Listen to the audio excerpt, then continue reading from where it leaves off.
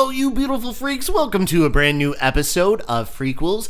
I'm EJ Leeson, and with me, as always, my co-host with the perfect dose of gross, Rory Colorasi. How you doing, buddy? I'm ready to Babadook today. Oh, yeah, you are. I am. You is.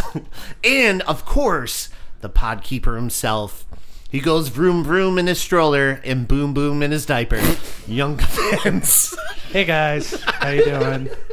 It's good. I like that. Yeah. I always like them. Oh, thank you. It's Thanks. good. Yeah, thanks. I look forward to them, to be honest. Yeah. Really? Yeah. What is he going to do this week? Yeah. And vroom vroom boom boom. And we have a very special guest, first time on the show, but mentioned almost every episode. Yeah. And friend to all of us. We I'd like sing to say? your praises. Yes. Yes. Except that one episode. That Yeah, was Yeah. that was not good. Yeah. We just did not. We do it. scrapped the episode. It just became a It got too honest. Yes. it was Yeah. dark. Dark's the word. Today we have actor, singer, musician, and all-around great guy, Mr. Christopher Alou. Woo! The Thrilled legend. to be here. Yeah. Yeah. We are thrilled to have you. He's Yeah, a triple man. threat. Triple threat over Quadruple threat. here. How many NEPTAs did you win? You won a NEPTA for Best Acting. Yeah, I got one nomination and one NEPTA. Yeah. I had 2 awards on my thing at home, but one is definitely not a NEPTA. One's like from sophomore year of high school, and I was like, 2 NEPTas? No. Still It's counts. Yeah, Still yeah. counts. It's still an award. Just scribble off the name of it and just write Nept on it. Now it's a NEPTA. I'll just steal one from the Playhouse up the road. Yeah. Yeah. To be fair, just put it on your resume. No one's going to fact check that. Yeah. Mine now. Yeah. One of the things we always do, we always plug your music on the show. And so really quick, talking about your music, you are actually going to perform something on the show today. Yeah. And do you want to give like a little hint of what that could be? Yeah. So basically what I'm going to perform is a song called Revelation. And what that song is about is self-discovery.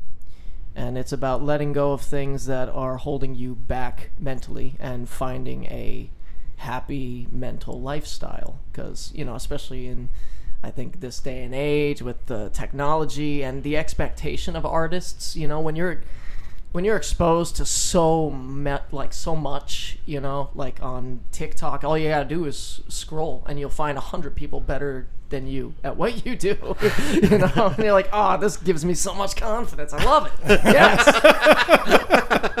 Let me scroll some more. Okay, smash my phone through the wall now.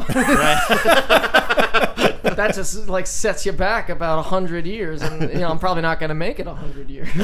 So the song is just about letting go of that kind of level of expectation and just finding real liberation and happiness. And that's what the song's about. It's called Revelation. Yeah, and I feel like, oddly enough, that kind of goes into...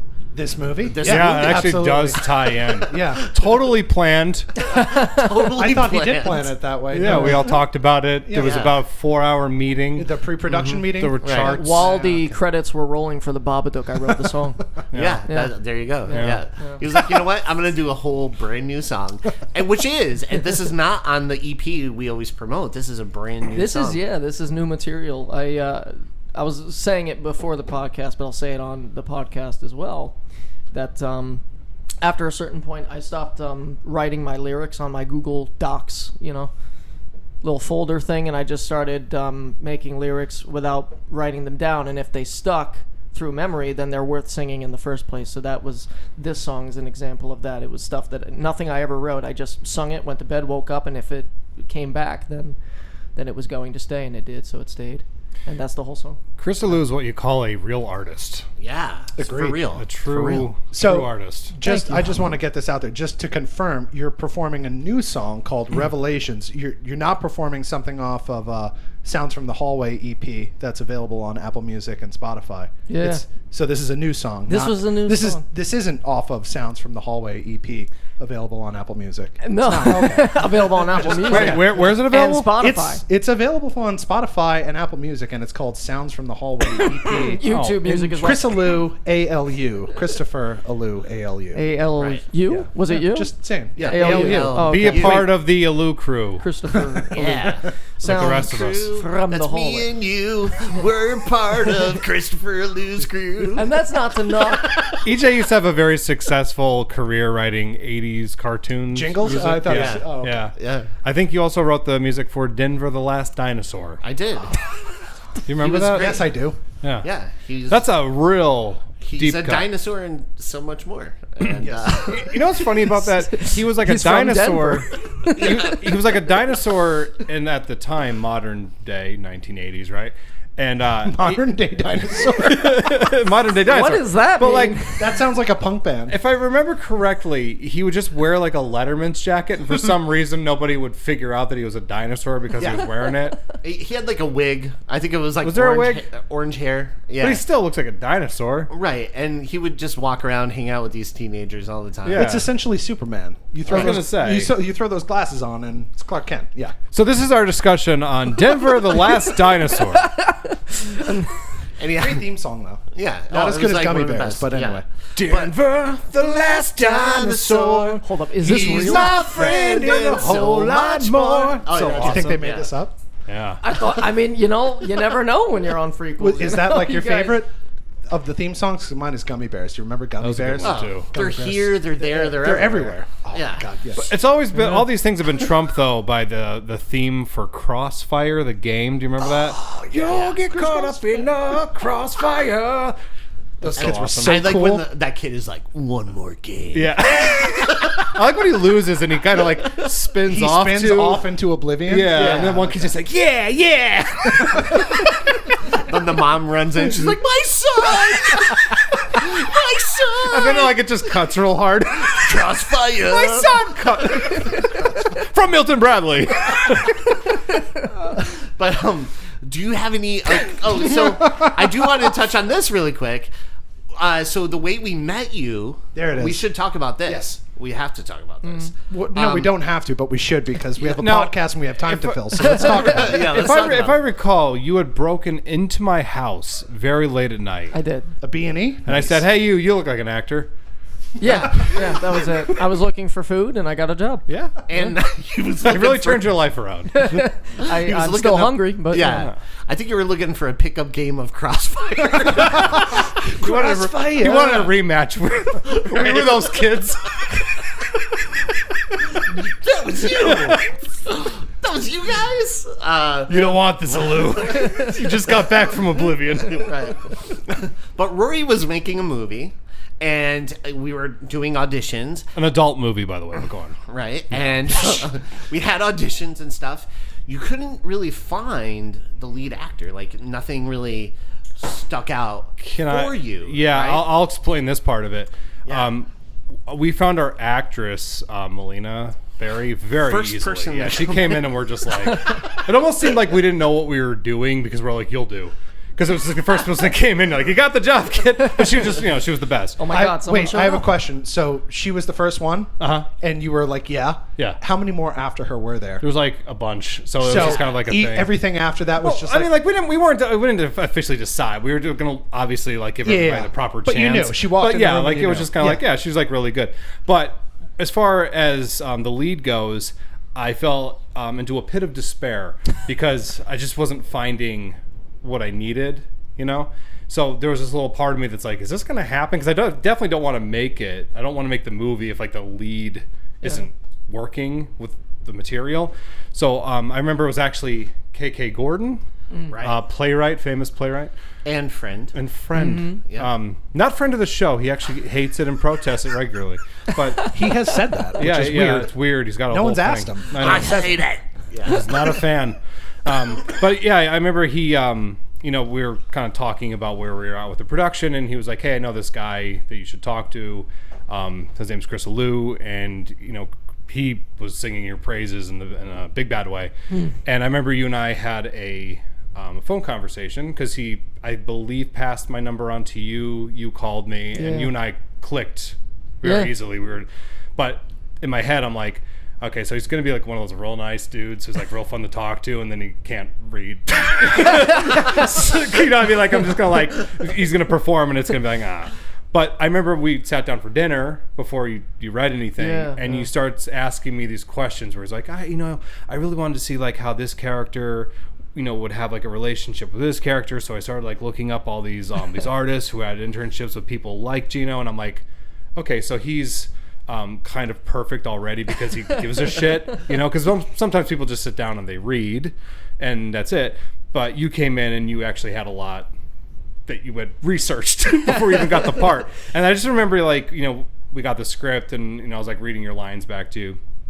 I think I was actually maybe Melina. Yeah, I'm not sure. yeah. I was the You lead. might have been. I was the Actually, I lady. think you were. I was there. Yeah, I was were there, doing the right? Mac with you. Yeah. He was But there. yeah, And I was so. you I were blocked Melina. you from the memory because, I took your moment. But anyway, no. So yeah, they're like reading, and I'm watching you perform, and I'm just like, man, like the very first time reading it should have been kind of like, okay, he'll get better, but you were really good. So jumping ahead to when we actually were filming, I remember we had a bunch of stuff set up. We got there, I think it was like 7 a.m, and we're doing all these scenes, and your first scene wasn't until 6 p.m. So we're talking like a very long time before you even got in front of the camera. And I remember, kind of gave you your direction. I'm like, you're just going to walk to the store. I need you to walk to this mark, and then I need you to, say your lines. And it was your first take, and you walk through the door, and you deliver this scene. It's a very emotional scene for those listening at home. And it was this thing where everybody watching on monitors had like tears in their eyes. I had tears in my eyes because I'm the guy who wrote it, and you're the guy who connected with my words and made it actually mean something. If anything, I've always credited you and Melina's just very much, and not this guy, he just the worst. No, like all the actors, The actual actors, the cast is people with talent.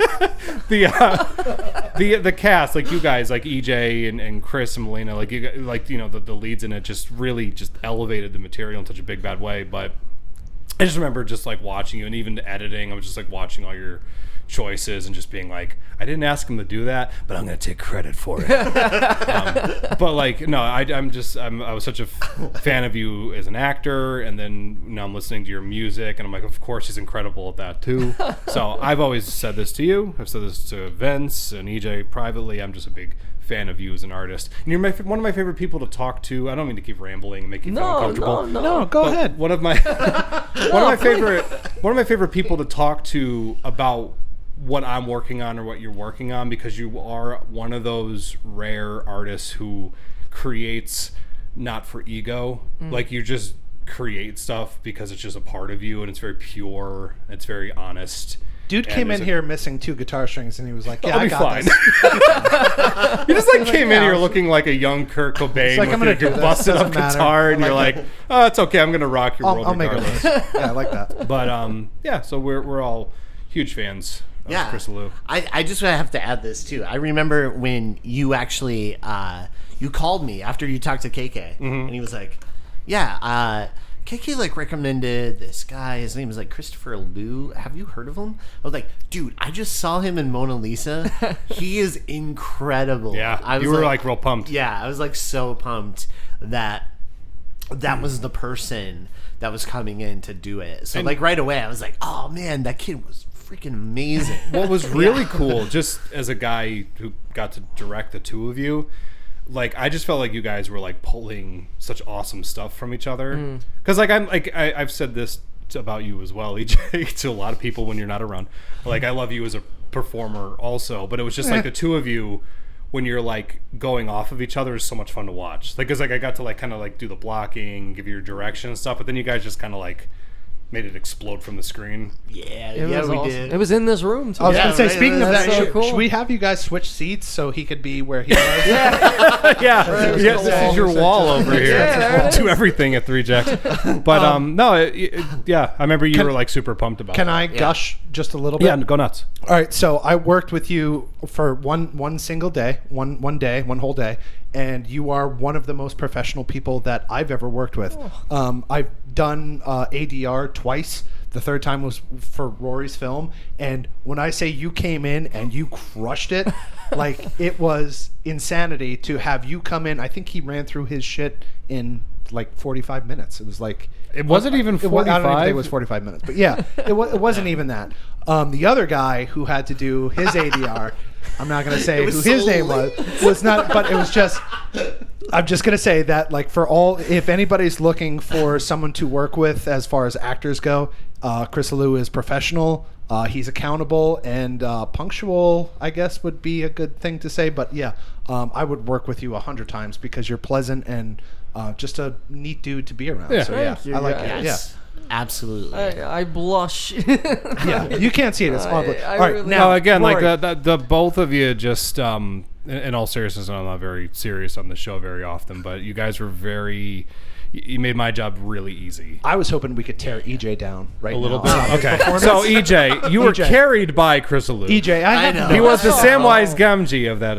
Yes. Gamgee. The job is a lot easier when you're around great people like that. You know, like I've been on sets where you don't feel encouraged. And like it's a huge difference. You know what I mean? When you're around people who believe in you and are awesome to work with on camera and off camera. You know what I mean? Or on stage and off stage and etc. It's just it makes a huge difference. So thank you guys for that too. Yeah. Yeah. You bring your A game every time. I don't. I'm bringing in a hard E. Yeah, E game. I bring in an E game, and that's about it. E for everybody. As opposed to Matt Rinaldi's P game. But anyway, go ahead. Right. Yeah. But, yeah, no, I just, we bonded because we carpooled to the set a lot of times. We would and like so- play Elton John and, That's and adorable. stuff. Yeah. That was great. And we would go eat after, like, get, like, dinner and stuff. Yeah, I And think so- we went to the, you know, in that first set in like Jessup. Oh yeah. Yeah, after everything went totally nipples up on that one, we went to Red Robin, Yeah. and yeah, no, it was and we good. just chowed down. Yeah, no, Yeah, and we we were like- chowed our sorrows away, and we ended up filming the thing anyway. You know, Yeah. like a week later, you guys had a new plan and a new thing, and we tackled it. And we got it done quick, and it was really was like a joy to be a part of. Like the ADR too, even though it was hot as balls in that room, it was still like. Yeah. a I feel great like it's time. hotter now somehow. Yeah. Oh no, it's hot. Yeah, it's a little toasty. Do you guys So all want to toasty. cram into Matt's bedroom? Absolutely. I don't think not. he has a room in there anymore. There's like so many shelves ovens. and Yeah. shelves of Just of gravy. pot pies and prototypes. Gravy. On bold gravy. You open up the door, it's like this wave of gravy. Just, You know The Shining, the scene with the elevator? It's just gravy coming out of It's just brown gravy. Ah, Matt. Damn it, Matt. Yeah. Damn it, Matt. hey, for one thing though about Matt Rinaldi, he's working hard back there. Yeah. He's always working. And Matt also contributed to Burden of Beauty doing He the did. music, the Hey, score. fun fact: I have really talented friends. I was going to say, you're very lucky. I am very lucky because it's that kind of thing where you're just like, you can dream up all this really cool stuff, and then you just have these people who just know how to execute it, and it's great. Like even like EJ, as long as I've been doing anything, I'm always finding ways to just be like, I gotta get EJ in there, because you're like, in all seriousness, you're like a powerhouse. To me. There's not a lot of things that I don't think you can't do. I would say he's a Swiss Great kisser. He's a Yes. He's a Swiss Army knife. Yeah. Yeah. He's very functional. You could use him however you need to. Yeah. I use them in a lot of ways. Oh god. But anyways, let's move on. Let's move on. All right, so No, let's today stay on we're it. covering a movie that actually Mr. Christopher Liu picked. Because we're like, yeah, dude, whatever you want to do, just throw it out. And if we covered it, I'll be like, oh, we did that already, or whatever. So he was like, I got one for you. How about that psychological thriller, The Babadook? And I went, that's a Baba awesome. Let's do it. So let's Chris Babadook it. picked The Babadook, and this is a movie I never watched all the way through until this podcast. So I'm actually really excited to talk about it because this was like my first time really watching the whole thing. Yeah. This is my first time watching it, and I have a revelation about this movie that I'll share at the end.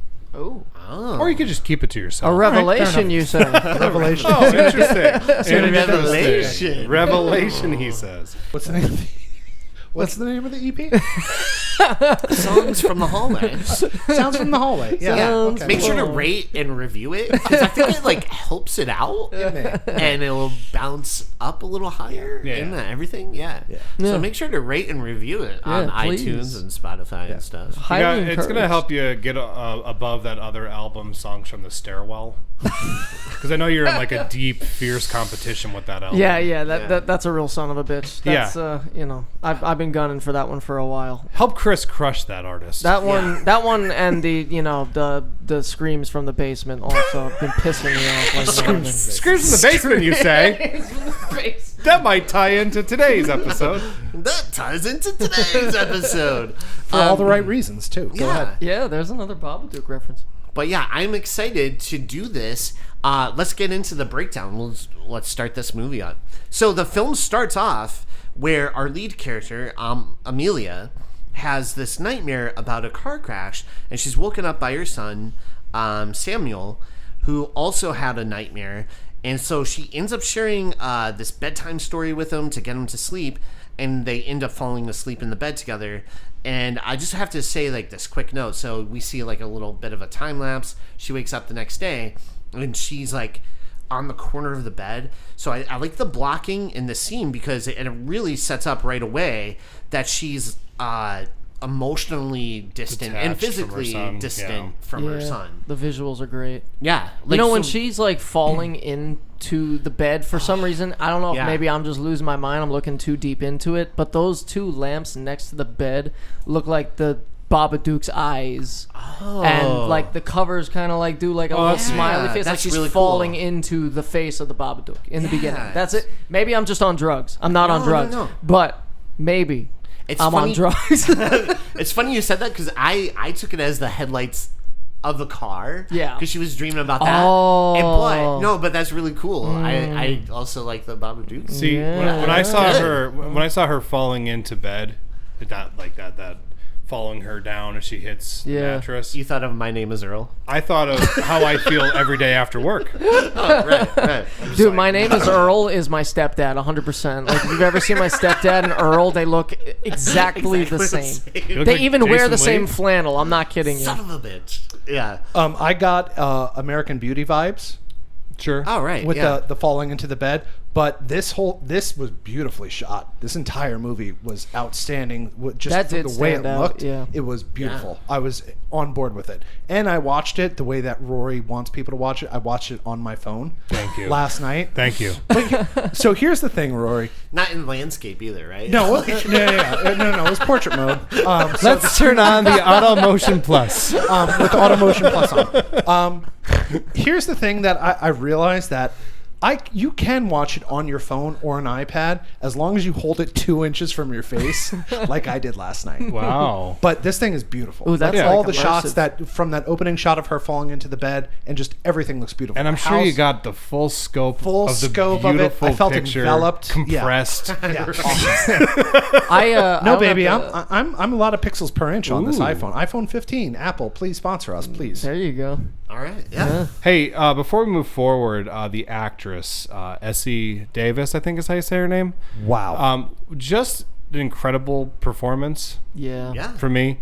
I thought the kid actor, even though he Samuel? comes off really annoying throughout most of it, which he's supposed to. He's supposed to He makes have, like- sense by the end of the movie. but I thought he was a great Yeah, he child was- actor. Yeah, no, Great he really choice. was. It made me Yeah. wonder, like, how, like, I did a film not too long ago where we had, like, kids come on to set, and not to bash the kids, they did the job and everything, but, like, they had to be bribed with graham crackers, like, 5 minutes later, like, oh, here's another graham cracker, please do the scene. Oh, nope, they're acting up, here's another graham cracker, please, for the love of God, do the scene. And then the kid's like, I want Burger King. It's like, I can't just bring you Burger King. We need a Burger King guy. So big yeah, guy. that was a hell of a time. So I just was wondering, like, how many graham crackers did they have to go through to get this kid? he seemed like really great. You know what I mean? Like I he checked really, Forbes. I was believing He's his actually thing. worth like 5 bags of graham crackers. Yeah, man, that's big. He's high rolling. Yeah. Yeah. He was paid 5 bags of graham crackers. Are we getting into the acting of this? Because everybody in this was phenomenal. Yeah. Yeah. I just felt everybody like was Yeah. like phenomenal. I just felt like sometimes people think that the Oscars have something of an issue A with relevance? horror, and it's proof because I feel like she went somewhere, and I felt like it was a very natural progression, And it was believable. yeah, like where she starts off, like her character at the very beginning of the movie, and where she ends up. There is such a nice transition. And it doesn't feel forced. No. It's just it's very unsettling. There's like moments in it where I'm like, ugh. But she like really makes me believe it. So I think Essie Davis is one of the greats in the horror Yeah. genre. And She- people she- should give more props. I had similar vibes from her as I did like I only seen like I never watch movies, man. It's like a horrible confession, but I don't watch movies. And You're too busy seldom, creating art. I seldom listen to even music. I don't watch so them I'm like, either, so yeah. No, we're in the same boat. So you get it, right? Like Yeah, people we look have at me things to like do. like crazy, but like I haven't seen a lot of classics, like a lot of classics. Sure.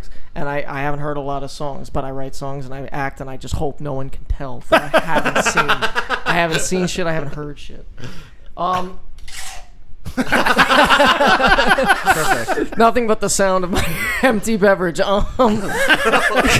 I crushed that. Too. that's a Long Island iced tea made with Casamigos tequila. Let me go get you another. No one makes That's it, actually going to be your no one follow-up- makes it better than 3 Jacks. Let me just say. That's going to Yeah. be the follow-up to your album, isn't it? Sounds from What the that- empty beverage. sounds from the sounds from the empty beverage. Hell yeah. Yeah. Available soon. Hell yeah. But like I got similar vibes from her as I did from that clip in Hereditary, which is like I never did. Toni love you. Collette. Yeah. Yeah. She's Who like, I never also loved you. got robbed, I think, the year Hereditary came out. Yeah. She should have been an Oscar contender. So do Oh, she didn't horror get movies? nominated, did No. Do horror movies show at the Oscars?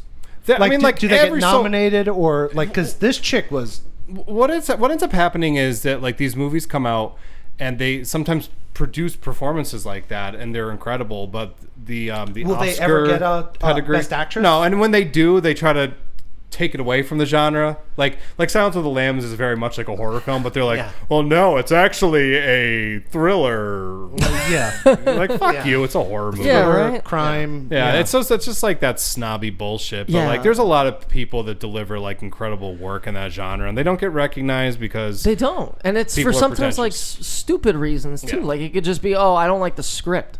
Yeah. You know what I mean? So I'm gonna sleep on this whole performance. Am I the only one who feels like that? yeah, like 100%. the like maybe the script isn't so great, or the cinematography's lacking, or like it's a combination of two. Or the the fact that direction it's just sucks. and just the in a actor- horror genre, so they're gonna say no. We just don't, like yeah. comedy, I think also will get slept on a lot of the time. That's You what know, I was saying to or- EJ before the show started, that we should start a segment when it comes up called like the Mount Rushmore of overlooked horror actors. Absolutely. And Essie Davis is the first person I'm going to chisel into this bitch. Let's do it. Because she rocked, and I loved her. She was brilliant. Yeah, sound. really was. If I had one word for her, it would be disheveled. From the beginning of the movie to the end of the movie, she was disheveled, Yeah. and it was different levels of it, and every single time it was believable. She could have like overacted and been super dramatic about certain things in this movie, and she was pitch perfect Yeah. in every single point in it. I Absolutely. thought, yeah, she was phenomenal. Yeah, there were several like parts of that movie where I was like, yeah, I can't do that. That's like really, really well done. I think you could. Yeah, and you know, sometimes the acting is like, oh, that's the wardrobe or that's the makeup. No, that was like her body language. I mean, don't get me wrong. Yeah, the visuals, which are chilling in themselves, like seeing her so far apart from her son in the bed. You know what I mean? Like just that alone, kinda heartbreaking. It can really, Yeah. it's like wow, that's really sets- bizarre. I haven't seen that. Yeah. You know? It really sets the bar of like their relationship, like the strain yeah. of that relationship. That too. strain, and it's completely understandable because it's like her son is just like a reminder of the worst day of her life Yeah. when she lost the person that she loved. Yeah. So it's like, I mean, that's so sad because it's just like it's not the kid's fault. It's not, but it's gonna fall onto him, and And I- he's and I too love young the- to understand. I love the idea of that kid too, where he's just like trying to like protect his mother. Yeah, Like, and he's trying to have save a her. relationship with his dead dad too, and which it's like making it worse. So like, Right. Won't let him acknowledge it. there's nothing Yeah. wrong with the kid. He's just a kid, you know. He's a Yeah. kid doing kid stuff, looking for the monster under the bed and looking for dad who ain't there because he's dead. You know, Except, but it's, well, also his medieval catapult does raise an eyebrow or two. yo, is this kid brilliant or what? Like, how's he know. making these contraptions? I can't Yeah. do that. If I went home right now and tried to do that, not a chance. There's not Not a a chance. chance. Well, did you guys know that this was actually a prequel to Saw? That's actually young Jigsaw. Oh, okay. All know right. that? You know what? Now I don't feel Yeah. bad for the kid. You know, like the little trap at the end that he's got set up. Yeah. That's his early, right? It's early- It's all there. Yeah, it's all there. It tracks. It does. And there's the tracks. motive.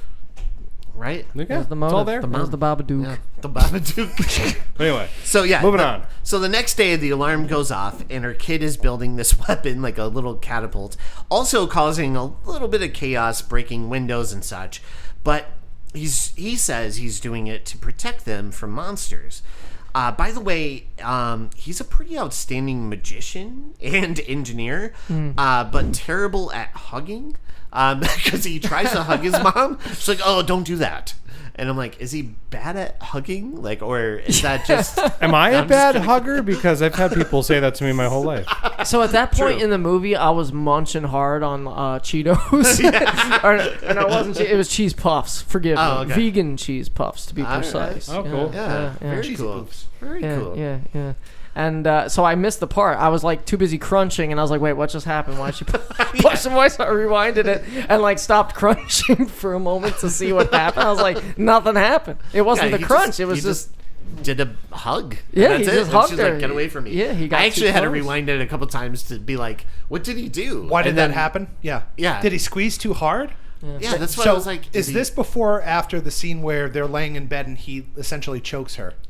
Oh yeah. So that is night after, he right? chokes her a little bit, and she's like, "Relax on the." I wonder, that. is that a thing that is like him squeezing too hard or choking or something like I that?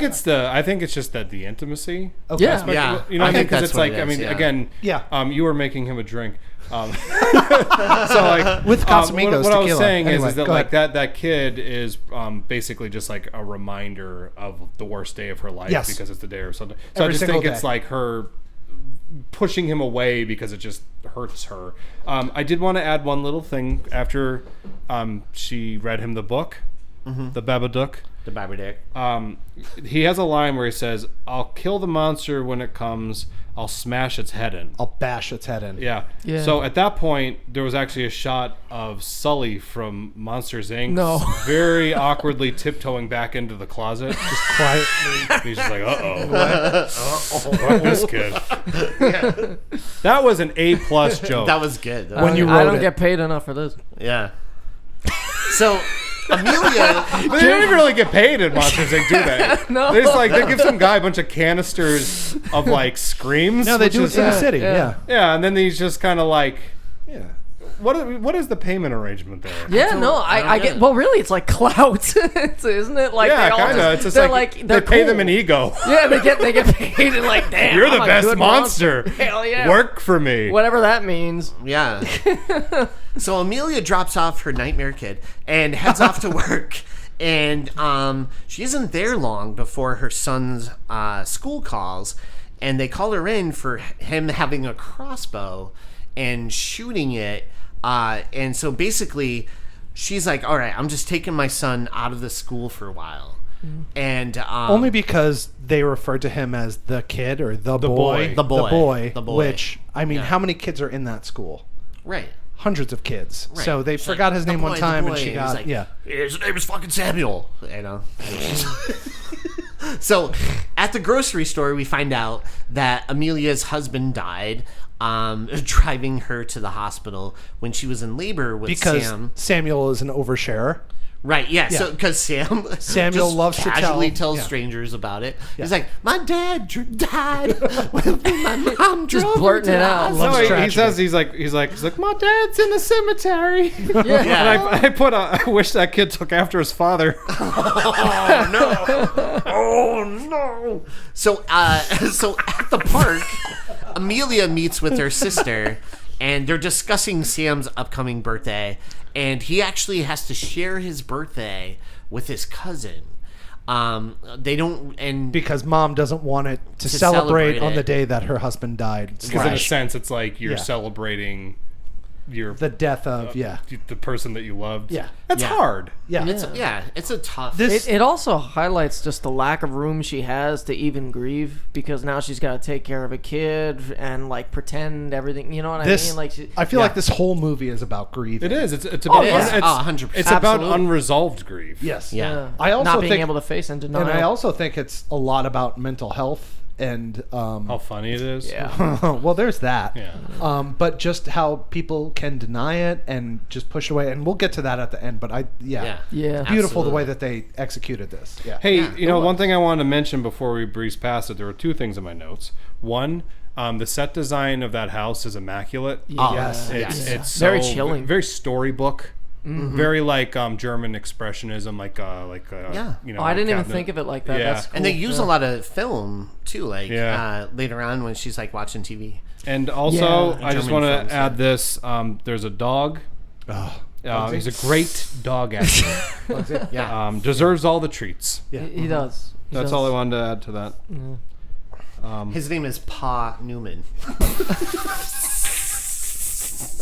He's pretty good. I also, for some reason, I in my love notes, his dressings. I think we blew past Amelia's job. She works at a nursing home. A nursing home. Yeah. So I put Amelia should have a side gig racing the elderly. That would be a pretty good gig. I just thought of that too. Like, You thought even about her her racing the job elderly? is about serving other people and pushing her her own stuff aside to take care of Right. elderly people and their problems and wiping Yes. their ass or whatever she's got to do in the elderly And home. also, Yeah. not to mention that she is a caregiver who is taking care of people. And the moment that she has a mental breakdown and needs time off, her employer is like, "No, what's wrong with you? You need time off because you're sick? No, you're not allowed to be sick. Yeah. We need you to come in." Yeah. Which is just like the just You a call overall- off when you're not sick, like a regular person. Call off when you're coming home from a Foo Fighters concert the night before, not when you're actually sick. I called Yeah. off from work one time because I drank too much and threw up in my brother's front yard. I was 3 hours away from the job, and I was like, I got COVID. You should just do what Rory does and just show up hungover. I do. Yeah. Even though I don't drink. We make so many don't jokes know about how me you being do an that. alcoholic. I haven't drank in such a long time. So Sam, But I'm actually drinking Who's right to say now. I haven't done it several times? They don't know.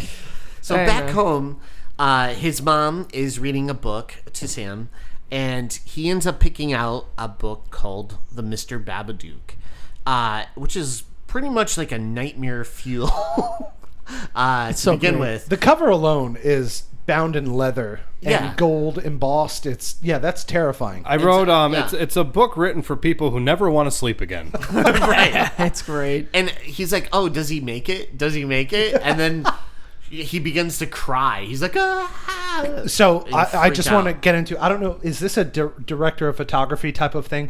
The way that they pause on words in the book long enough for you to absorb them, most times when I see people do that in a movie, it's so fast that you have to like sometimes rewind and go back. I thought the pacing of this was phenomenal, that Absolutely. you got everything was absorbed and you knew what was coming. Especially when they fall silent. It's like, it's such perfect and- timing. And I'm just gonna get ahead because I'm gonna jump all over the place, and I'm sorry, Rory. Go ahead. When they close the book and the crickets stop, I lost my mind. it's awesome. I lost my mind. I was Yeah. like, that is, and look, I got the goosies now just Yeah. thinking about it. Yeah. But go ahead. Yeah. I'm sorry. I do have something I want to throw in here about the book.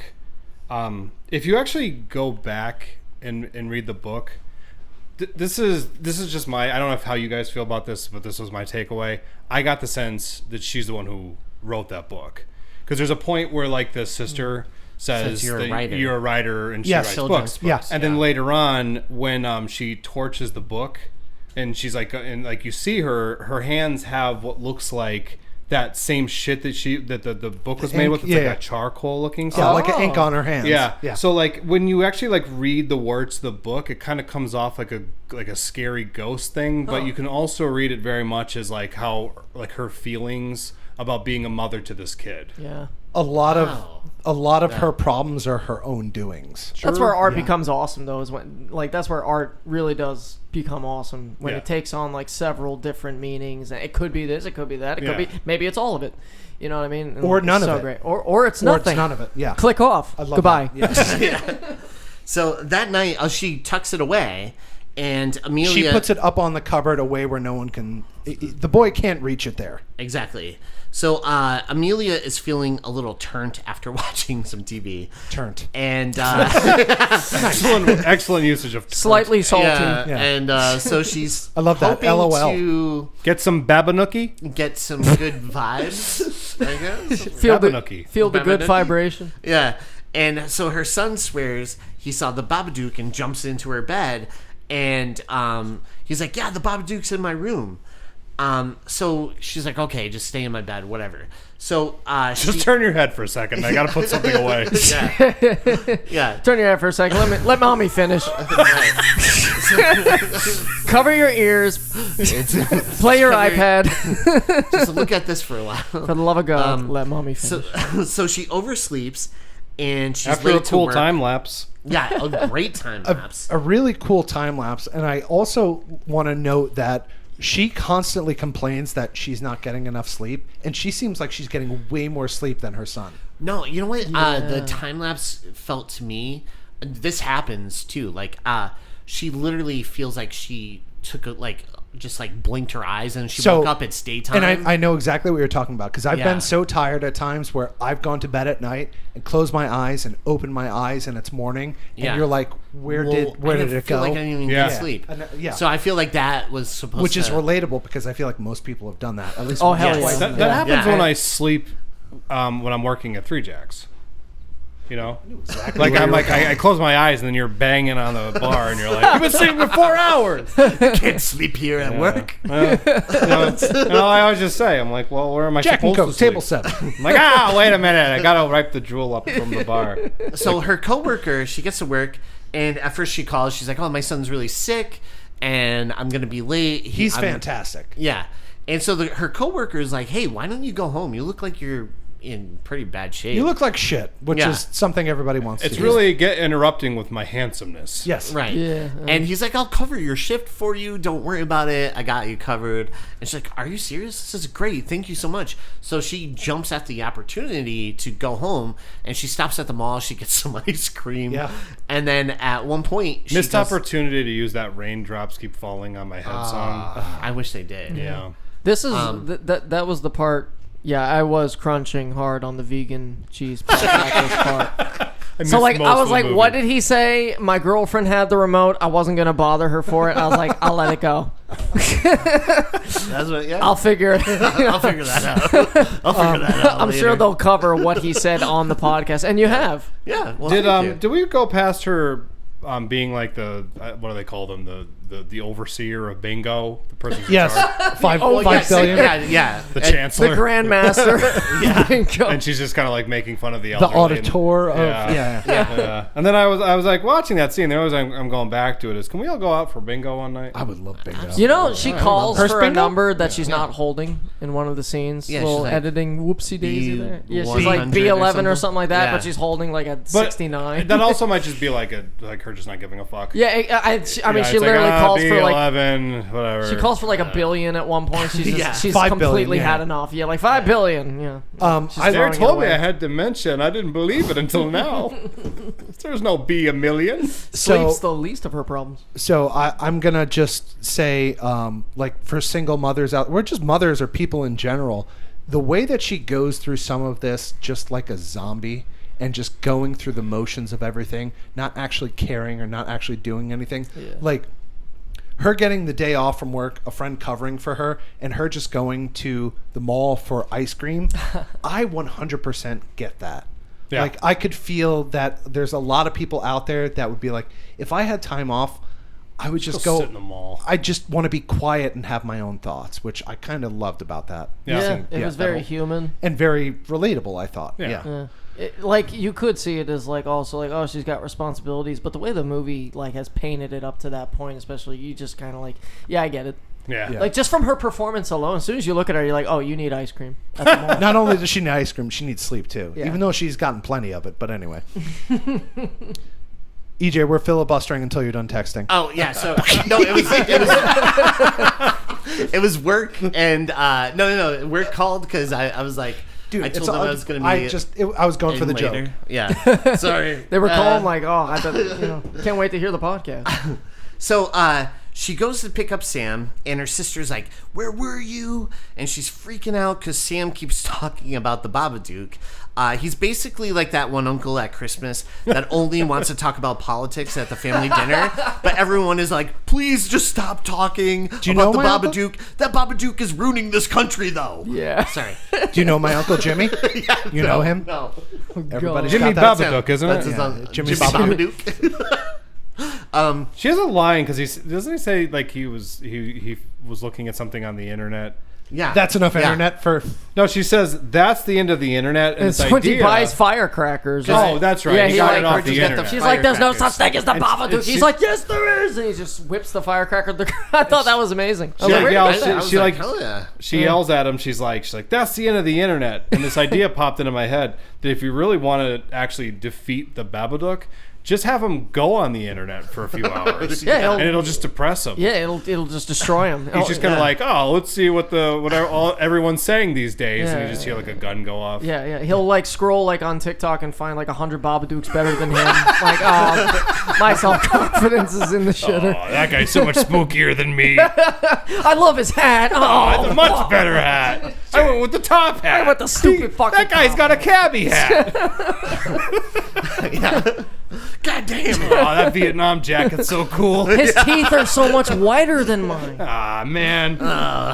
So at home, embarrassed. Sam is playing with his firecrackers and crossbows in the basement, going through all of his dad's stuff, and he has it like laid out everywhere on the floor. What is the line that he says? Life is something, but life Like is a box of chocolates. No, It's Yeah. treacherous. It's treasure. Oh, that's No. it. Yeah, Yeah. I He think- says I that think line, Chris it's is right. What is going on with this kid that he knows that term?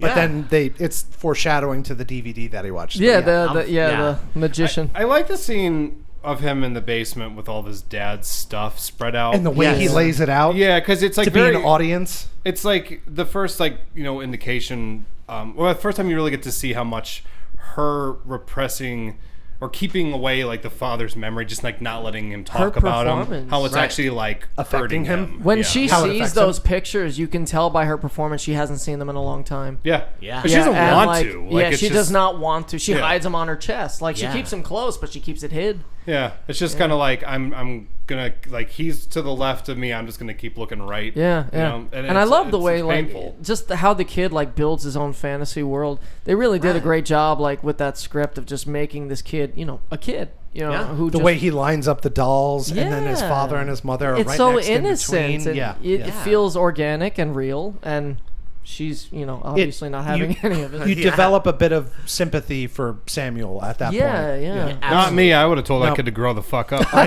knew you Grow would. up, you little Put your bastard. dolls away, little boy. Yeah. I would have And punched him then thrown directly a in the whiskey throat. bottle at him. Yeah. Right in his Get little out of throat. here.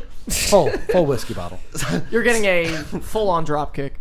Kick you in So the chest. Amelia spots this. She freaks out and she's like, "Don't touch this stuff." And they're going upstairs, and that's when her coworker shows up, who brings her son like some gifts, and he's like, "Hey, I heard you're sick," and he's like immediately rats her out. He's like, "I'm not sick." She's lying to you. Right. And and she's like, "You know what? I am lying." And go ahead, Doug. No, I was going to say, I feel like by the end of that conversation, even though she has lied to him, and he spends enough time with her and him to realize that he may not be sick in the way that she has said, but he is sick and mentally, and she has to deal with that. So I feel like he's very understanding of her situation. Oh, I thought it was like, I took it like, oh, she lied about it, and they're just screaming at each other. And No, I we think- don't see him but I after think- that. But My thing is, I think that he sees the screaming at each other, and he realizes that, like, yes, he may not be sick or nauseous and throwing up, Yeah. but she has a lot to deal with this kid and Right. and raising him, and he is sick in some way. but turns out she's sick. Anyway, go ahead. I'm Yeah. sorry. See, I saw No, that no. guy just like watching the two of them shout at each other, and then he and Sully tiptoed into the closet together to get the hell out. I'm of going that to room. Mr. Water I thought it News. was a little weird. They're screaming need- at each other. He just pulled out popcorn and just started. Put a chair down. Hey, kid, could you cry a little? This is a Tuesday for me. I'm real weird.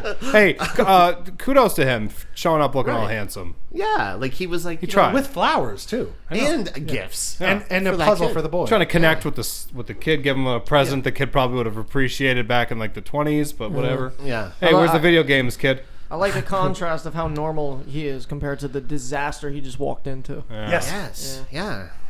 So later on, she finds a picture of her and her husband's face, and it's etched out. So she goes up and she blames Sam for doing it. But at one point, Sam is freaked out, and she grabs the Babadook book and starts ripping it apart, throwing it into the garbage. Because she's like, okay, I'm sick of this stupid Babadook thing. Because he's blaming the Babadook. He's like, oh. She feels that did it. he's too old for monsters at this point. Her Yes. performance also feels as though she's scared of the book. Yeah. She feels threatened by it. Like she's offended because her son is I don't think she's upset. scared of the book. I think she's more scared of her son and what he's capable Well, of. if she did in fact write the book, right, then that book is a representation of what she's capable of and what she probably wants to do. And again, repressing things. Yeah. Because she does sort of seem like I don't want that thing. For She doesn't me- want to look at that book anymore the way that she wants to look at her dead husband's photo. I mean, for me, it came across as the same exact idea of her husband, where she feels the pain, but she pushes it back, just like how the book, she feels the fear, but she pushes it back. She's like, oh, I'm just doing this for my son. Yeah. You know what I mean? Because that's what denial is. Denial can't exist if there isn't something you are denying and acknowledging, and maybe there is a part of you that is connected to it, whether it be through fear or love or some other emotion. Did you guys see the deleted scene for this movie? Jesus Christ. No. So like Amelia finds that photo and the faces look all fucked up. Yeah. And she goes out there and she starts screaming at Samuel. She's like, "What the fuck were you thinking?" And then she goes Oh. downstairs and she remembered the time that she and her husband actually watched that Ring video. Oh, that's And right. her face yeah. was all distorted. And she's like, "Oh shit! Now I gotta. He watched that video. I'm gonna go get him a That's bag why of he's graham dead. crackers." It all goes back to the graham crackers, Yeah. baby. You remember that? It's the only way to make a kid Did you happy. see that? That's on the extended cut. Oh, The graham cracker cut. Is I what they didn't call see it. this. This exists. Yeah, man, it's pretty good. GCC. All right, I'll have to check it out. Yeah. So the next day, Sam and Amelia go to Sam's cousin's. What's her name? The niece's name? I forget. Auntie, Bitchington. yeah, Greg. Auntie Bitchington. She goes and- to her sister's, but it's like the niece's birthday. Yeah. No, It's like the birthday party. Yeah, Bitchington Jr.'s birthday party. I do have in my notes. It says "bitchy mom party." Yeah. Oh, God, yeah. Yeah, I put Bunch this of in my middle-aged note. white women. yeah, go all to her- prissy and Right. She goes to her niece's birthday party, and I have to say, this side of their family sucks. I love the friends. Like they're just Yeah. like, oh yeah, like I help women who just lost their husbands. They all It's have really their hard." makeup on except her. Yeah. Yeah. And she's Disheveled. She looks disheveled She compared looks to them. like Yeah. broken down. Hey, Yeah. Before we got to the bitchy mom party, did you guys actually see? Actually, this is something we should really be really happy for Matt Rinaldi. He actually had one of his pot pies end up in the movie. Do you remember when they were Yes, eating? when they're eating, yeah. And there was glass in it. Oh, And yeah. that was- yeah. That Yeah, was. that was actually. That was Matt Rinaldi's Product placement. Glass. There's actually a box. There's a box on the counter that says New England Gravy clam Diggers. chowder. Yeah. Yeah. Yeah. Gravy digger soup. Secret ingredient glass. Yeah. Right. Yeah. That was for you, Matt Rinaldi. Yeah. I remember, didn't he have a certain No, Gravy Digger Popeye of the month? No, he had razors, not glass. Oh. Well, His before Popeye that, of the month was razors. Before that, it was right. eggshells. eggshells. If memory Yeah. serves me correct. And then people Right. were complaining that they weren't bleeding enough, so he Yeah. stepped it up Put to it in razors. glass. they Yeah, stepped up to okay. Glass, razors yeah. and then glass. Now with flesh-eating bacteria. So the niece is having this birthday party, and at one point she goes into the treehouse because Sam's in there, and she's like, "You don't have a dad." And she's just What like a great way to start a just like conversation, too. ripping on him. She's like, "You don't have a dad. You're weird." He's What a already kid. in the fetal position in the corner, and Yeah. she's just going up there to beat Bro, him that down. has happened to me in real life. My dead dog died. His name was Gizmo, and this kid lost in like a board game with me, looked me square in the eyes and went, "Gizmo, Gizmo, Oh, wow. Gizmo." And I my cried God. my eyes out in the bathroom. Kids are devils, man. Yeah. Can I- this can I- girl is like awful because she's like, "Your dad's dead, and it's your Can fault." I give you the exact line? Yeah. She said, Please. Your dad's dead, so he didn't have to be with you." Which, Vince, I'm pretty sure that's what you said when my father passed away. Yes, Oh my I did. God. Yeah, that was. I said those things. Word for word. word for word. I was like, I didn't really ask you, but There for you. Like In a Bambi's court of mother. law. at least it helped me get it in perspective. Yeah. But yeah, I so keep it Oh real. my God. keep it real. So Chris, that's what we do around here. Yeah. I don't know if you know that. Cold people here. Yeah. but at one point, I respect it. Yeah, Sam, Jokes just in time for Father's Day. just Oh in my time. God. Oh, diggity dog. Poor Sam. Poor Sam. But yeah, Sam, he gets frustrated and he pushes that niece out of the treehouse and she falls and maybe breaks her nose. She breaks her nose in 2 places. Yeah. She deserved it, though. Yeah, right? she became Bran the Broken. Who said that her nose broke? She says it. Her nose is broken in Game 2 of places. Thrones joke. She says it. She hits the floor and goes, "My nose is broken in two." No. It's Diagnoses like 2 herself scenes on later the that spot. I think they're on the phone that I can't go to my cousin's, or my cousin's not coming over because I broke her nose in 2 places. Oh shoot! Wait, he says that. Somebody Okay, says that must have been the vegan puffs coming back to. Yeah, but we're getting away from the point of where he pushes her out of the Treehouse. treehouse, which is one of my favorite parts of the movie. Yeah, Okay, just yeah. full on I just Jamie want to see Lannister. it. Yeah. Let's lock into that. She's Bran the Broken. And that's like a highlight of the Babadook taking control of him in a way, getting his emotions. I mean, you could also just say that's kid behavior. Yeah, she again. I can't stress deserved this enough. it. She deserved. No. Oh yeah, no. She was For all the a kids brat. listening at home right now, if one of your friends says something to you that you don't agree with, no matter how minimal it actually is, you push them out of a treehouse. Push them out of the treehouse, break their nose in 2 places, 100%. Yes. Yeah. And then you know what you do? You blame it on a different friend. Yep. and then you go to Burger King. Yeah. Yep. You get a bag of graham crackers. Graham crackers. Burger. Get in the car. What about my graham crackers? You're not getting graham crackers. Good kids, normal kids, get graham crackers. Oh, man. So Amelia talks with the doctor who just straight up writes out a subscription based on word of mouth. He's like, I don't want to deal with her crazy. A sedative for a child. Let me write you a prescription for placebos. Yo, some after tranquilizers. she pushes that kid out of the treehouse, doesn't like her sister look at her and is like, "Watch the children." Like, why would you trust her to watch the children? Oh, yeah. You've seen her behavior. You see how one of the kids she watched turned out. Like, You're gonna pull. you're gonna lots trust of her to kids. watch the kids. at What this was point? bad was that Amelia at that point was actually giving a different kid a noogie. Did Yeah. you remember that? Was she? It's like, well, watch the kid. Oh, no. The sister. Amelia. I forgot to bring that up though. The sister also says to her, Amelia, at one point, she's like, "Hey, I don't come over anymore because I hate your kid." Yeah. Like she straight out says that to her. She's like, oh. Oh, All right. Okay. Yeah. So. I can't go back to someone being pushed out of a treehouse enough. Like Yeah. that's going to be my move from now on. Oh, If I that's ever good. have you guys over my house and I invite you in the treehouse, just know. Yeah. Hey, you want to EJ. come up? EJ, he's got 2 daughters. EJ, you want to come up to my treehouse? Yeah, man. This sounds like a good time. You know, the age that we're at right now, you cannot say that grouping of words without getting arrested. You want to come up to my treehouse. That literally can't mean anything good. Normal metaphor. people don't invite people up to treehouse. Yeah, I mean, the last time I was in a treehouse was like 6 years ago. And you don't remember any of it, right? No, I remember it. Dude, it's only 6 years ago. I remember the drink they mysteriously gave me. Put me fast asleep. Oh, was really I sore got a in bag the of morning. graham crackers up here for you. Why is it like, all always So many graham crackers. It's such an underwhelming snack.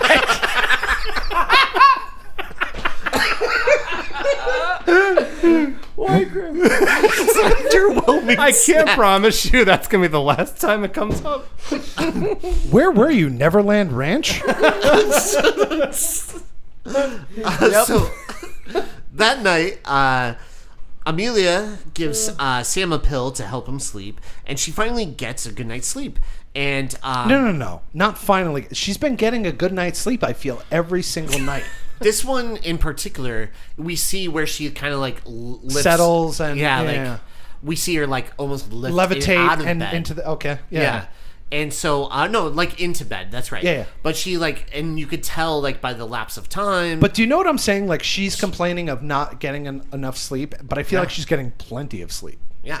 And especially, this, Well, she's like happy. It's part of the whole thing being in her mind. I was going Right. to say this, though. I don't think that her exhaustion is necessarily coming from a lack of sleep as much as it's just straight Mental. up depression. Yeah. Mental. Because, yeah. like, when you're depressed, I'm not saying I know this from firsthand experience or Maybe anything, this but is just there is, like, a feeling of exhaustion that you just can't quench. Yeah, I know. I got that. Yeah. And also, like, maybe it's just because I don't watch many movies that, like, my take on this was, like, the way it was. But to me, it seemed like as though maybe her, the cinematography, the way it was done felt as though it was highlighting that lack of sleep by speeding through it. You know what I mean? By showing it all in one shot. Right. Rather Yeah, you're than correct. Cutting to the nighttime and then cutting back and then she's awake. Like, just showing it all happen real quick. Like that. There was, like, an unnerving scene where it just kind of sped through her sleep. right. As So- though, and then she's just back awake. So Yeah. while she is sleeping, she's not getting the rest that she needs. Exactly. Yeah. She's Right. sleeping, but she's not getting enough sleep, just like me.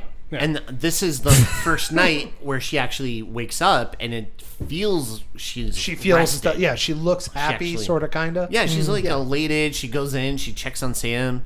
He's like still asleep. It's 11 o'clock. So she actually got to sleep in like even later than Yeah. normal and stuff. So she's like happy. She walks down the She stairs. feels rejuvenated when she's away Yeah. from her child, and that's what's super sad. Yeah. Yeah, exactly. And so, But by the way, on his wall in his bedroom, there's a poster that just says Jets. Not like the football Nothing team. else. not even the football Just team. straight up It's Jets. just like Jets. Are you I had talking a about friend. the two-winged mobile? Yeah. Like a plane? Yeah. I love like kids' bedrooms in movies. Yeah.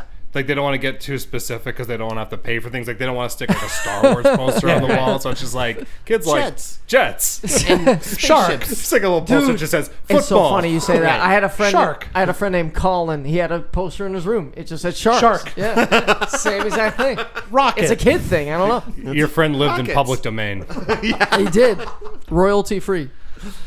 in a house of graham crackers. So Amelia heads downstairs and hears a couple of knocks at the door. And at first, she opens it. There's nothing there. And then a second round of knocks happen. And when she's looking around, no one's there. But she looks down and she finds the book, the Babadook book, Babadook? back intact. And so she picks it up and she looks through it. More pages. And she sees that there's like new lore in it, and it's all stitched up. And there's like stuff where it's like her now, like the Babadook went inside of her, and she's strangling the dog. Chokes out the Poor dog. woof woof. Chokes and out, yeah. kills Bugsy and him, the goes son, to Samuel. Yeah. and then she kills herself. Yes. And so we see all of this in that book now. And so she freaks out. And at first I was like, is this the neighbor? Because this is like my first time watching Miss it. Roach? Yeah, I was like, is this Miss Roach? Is she like fucking with her? And then I was Old like, shaky Miss Roach. yeah. She's Gluing shaking together like the book. She's more like the Babadook. Yeah. Babadook. Yeah. She's always shaking her around. She's like, hey. The Babadook. Babadook. So. Bitch, you look like you got something to say. Oh my god. That's so good. It's so good. good. It's such a good joke. That's so good. So Amelia freaks out and she grabs the book and she throws it on the grill, setting it on fire. And then she gets a call from the Babadook, and it's like Babadook. So Yeah. good. See, I would have said, Mr. Babadook, the correct line is, I'm your boyfriend now, Nancy. And then this little tongue comes out of it. That's That would have been so horror good. 101. Yeah. I'm your boyfriend now. So Amelia goes to the police, but they're as helpful as a screen door on a submarine. They like basically are like, So where's the book? "Where's the book?" And she's like, "I burned it." So you don't have the book thing. You don't have the book. No, I don't have the book, but I got strange phone calls. From who? Doesn't matter. Do you have the book? No, I don't have the No, I book. don't. Oh, okay. We can't help It you. comes across There's like nothing we can do. There's literally nothing we can do. the way Yeah. it seemed to me was as if like they thought she was on drugs, because the way Right, she looks yeah. when she comes in, like with her hair little all unhinged. disheveled, the way she's talking. Yeah, Did she Yeah. look disheveled? Oh yeah. Oh yeah. EJ, I have a question for you in my notes. Yes. Do you wish the cop was played by Ted Raimi? Oh, that would have been so freaking awesome. Right? if it Because he was. kind of looked like him a little He bit. did. And I was like watching that scene. I'm like, it should have been Ted Raimi. And then when she was like talking about a book, he'd be like, I've seen worse. Yeah. Oh my god, that would have been amazing. Mm-hmm. You know what's crazy is there is some Evil Dead stuff in this. Like later on, Yeah. they do a very Evil Dead type of shot. You know. Yeah. And Yeah, so- for sure. Yeah. I know You you're know what I'm talking talking about, about. Yeah. But It's also the I'll swallow your soul line that also. I mean, Yeah. you might as well talk about it now because I have no idea what you're talking Oh, about. we'll get to that movie someday. Yeah, we're gonna get into it. So at home, Amelia finds a bunch of bugs in the kitchen. And Roaches. Roaches. Right. Did you ever And read the Yellow decides- Wallpaper? No. The story. Okay. Read that. I was getting vibes of the story, the Yellow Wallpaper. Also, did you ever see Polanski's Repulsion? No. I'm not talking about his behavior in life, but the actual Oh my actual God. film What Repulsion. an excellent Roman Polanski reference. Yeah. I had Men in Black 1 vibes with the roaches. I thought roaches were going to have more of a play in it because the neighbor was Mrs. Roach, and I thought that she would have something more to do with it because Right. of roaches. Her name That's was what Mrs. I was Roach. thinking. Yeah, that's So good. if they are in her mind, Bizarre. is her presence sort of feeling like an infestation? Well, the first time she ever sees the Yeah. Babadook, it's in Mrs. Roach's house. It's all in there, people. Oh, Yeah, that's right. That's right. Yeah, she's Yeah. doing dishes. She looks up. There he is, there chilling he is. behind Mrs. Roach. Yeah, watching asking TV with her. Yeah, asking if she wants a second grilled cheese. Can you put MASH on? Lawrence Welk is on at 8. I really like Hawkeye. I like Hawkeye. Play I'm the a odd big fan couple. of the MASH. Did you see what Hot Lips O'Houlihan was doing? Can't believe she did that, right? First of all, Hot Lips. Hot Lips O'Houlihan. Is that her real name? I forgot. That is I don't the know. greatest comedic name ever. Right? Hot lips. Yeah. Oh, what is it? Houlihan? A Houlihan. Yeah. It's so funny. Anyway. It's like Anyway, Spider-Man. Becca's been watching a lot of MASH Thunder lately. Lips. That's like her favorite thing right now. Becca's been watching a lot of MASH. She loves MASH. She bought a MASH t-shirt. Sounds like a confession. Is she really? Yeah. Yeah, sometimes Wow. just here.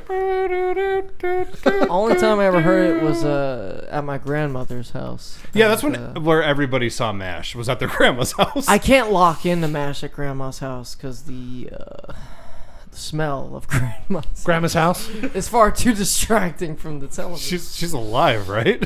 Yeah, she is. Grandma, don't listen to this part. Don't listen to this. Just click off. You smell great. Oh, my Grandma. stars. One of those candles ain't hitting right. Let me tell you, man. Oh, no. Some kind of a horrifying smell.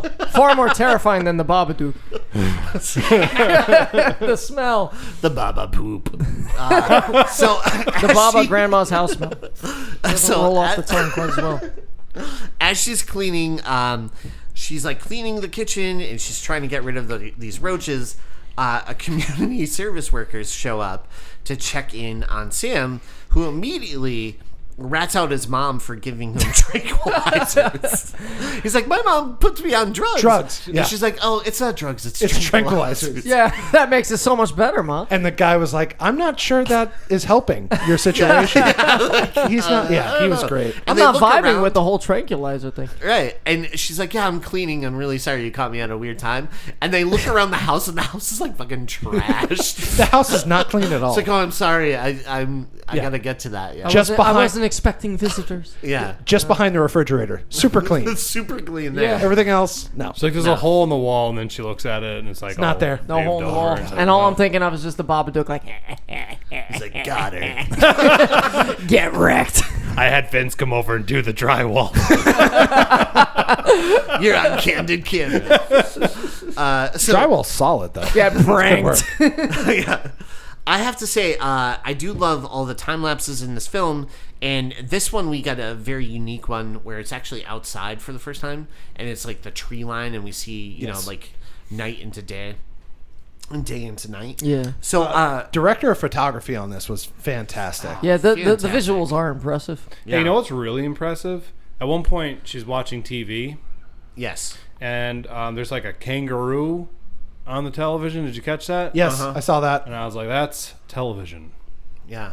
That's Why? Oh, man, I think I wanted to watch what she was watching.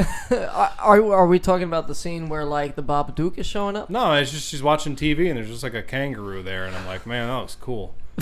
Looks better than this shit. High quality. This is some high quality stuff right here. I like that kind of programming. The Babaroo. Yeah. So Amelia is washing dishes, and she's peeping in on her neighbor, Mrs. Roach, and that's when she spots the Babadook just chilling in the background. Eating popcorn and watching TV. Just vibing with Mrs. Roach. Yeah. Oh, yes. And he's like clicking his fingers. He's like, so Have you lived alone long? What? so How much longer you got? Not much. so she looks over, she sees the Babadook, and it gives her like a quick fright where she drops the dishes into the sink. And then She looks away. Why do you look away? Everybody always looks away. Don't look away. Maintain eye contact. Yeah, like yeah. stare Establish at it. dominance. Yeah. Yeah. Stare him square in the eye, start masturbate. Don't look at it. Stare at it. Directly in the eyes. Show them who the real monster is. But yeah. Oh God, I hope everybody heard that. That was good. That was perfect. That's good. So Amelia, like Sam was like, "Oh, I'm gonna go to bed, Mom. I'm really tired." She's like, "No, stay up," because for the first time she's like, "No, you need to stay up and watch TV with me." Yeah, because it's only 6 o'clock and the medicine's not going to work properly. right. Yeah. I'd rather not deal with you tonight. Yes. Yeah. Which is the theme for this for her? Yeah. Yeah. Yeah. Hey, everybody at home, it's really hot in this room right Oh now. my God. Yeah. is The hot. headphones are beginning to cause excessive sweat. You don't Yeah. have to wear them.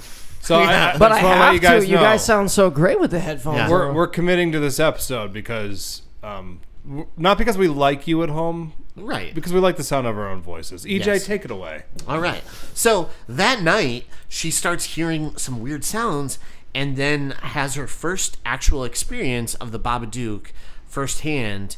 And he's like climbing across the ceiling. Wait, is this the TV sequence? No. No. This This is is when him he's like climbing climbing on on the the- ceiling. okay. And he climbs as if he's a roach. Yeah, he's like a little Spider-Man. He's like I thought it was He was ceiling. ceiling guy. ceiling guy. And so That's a thing. he like jumps down into her mouth, but it's weirdly cut. Like Yeah, it's like frame by frame. You yeah, can tell. it's like Yeah, it's almost like a flip. Maybe they're doing it as if it's in the book, Right. Like flip book type. Well, like I know Samuel keeps yelling at her. He's like, don't let it in. Don't let it in. yeah, like, and Babadook he got starts in. getting a little marble mouth. Like he goes from "don't let it in" to like "don't let it in." Well, he's got a mouthful of graham crackers. Poor bastard's got graham crackers in the mouth. Son of a bitch is suffering from graham cracker mouth. Should have known. So the next morning, Sam is getting fully neglected to this point, where he's just asking for food now. He's like, "Mom, I'm really hungry. I need to take my Can you medicine." please-" This is a yeah, I great need to scene. take my medicine. I'm hungry. Could you just like, please give me some food? And she's like, "Why don't you eat some effing shit?" Well, she says, if you're really hungry, why don't you go eat shit? Which is And what then my mother says. I put in my notes, I said, I'm pretty sure that's what Vince says to all the Three Jacks customers. Where are my burgers? Why don't you go eat shit? That is a classic Napoleon. That's actually going to be the next Three Jacks shirt. It's going to be on the back. If you're Why hungry, don't why you don't you go eat shit? Go eat shit. That is heartbreaking to me. To Yeah. see a kid go to his mother and his mother just be so broken down that and the fact that the kid is like, I went to make food for myself, but there's no food in the refrigerator. Right. It's just Jesus. Yeah. It's a It's lot. crazy. That's very heavy. Yeah. Yeah. I thought the laugh track was a little tasteless. Yeah. How they got the Seinfeld laugh track, Yeah. it was... They have a little bass. Let's play that little. So Amelia apologizes finally, and she takes Sam out to eat, and then for kind of like a joyride. Wait, they go to a restaurant where there are kids behind them Celebrating celebrating a some type birthday. of birthday party, Right. And he doesn't Yeah. get to, and he just has to sit through it, which is Yeah. also... And it's also Yeah. just a constant reminder of what she's trying to avoid. And the she's blocking, constant- yeah. the Yeah. blocking's neato because Yes. he's not facing it. Like he has to Yes, like not. she has to see it. Yeah. Well, like just that he's not allowed to view the. It's the little normalcy things of a like that birthday that make party. this Right. movie respectable. Yeah. You know, Yeah. it may not be the greatest movie in the world, but it's respectable because of those Yeah. artistic choices that they're making. I think it's a terrific movie in all honesty. We'll talk about that more at the end, but Right. we'll No, we get won't. into that. No, we We'll won't. get into This it. is actually the end. Goodbye, everybody at home. Hope So- you enjoyed. So Amelia, they're driving just home. ended it right there. That's it. Just good night. Hey, fuck you. Click. I gotta pee. So Amelia's driving home, and she starts to freak out because she sees like the Babadook, and it's on top of the car. Trying to get into the sunroof, yes. Yeah, and he's making noises and roaches are coming up. Yeah, Can you drop me off at Walmart? Yeah, and so she ends up running into another car. Like Yes. Driving like into Billy Joel. On Yeah. the wrong side of the... a heart attack by Babadook.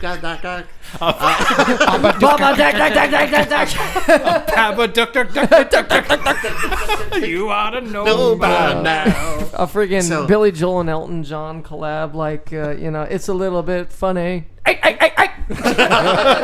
Feeling inside. So after this, Amelia is just really out of it, and she is acting super strange.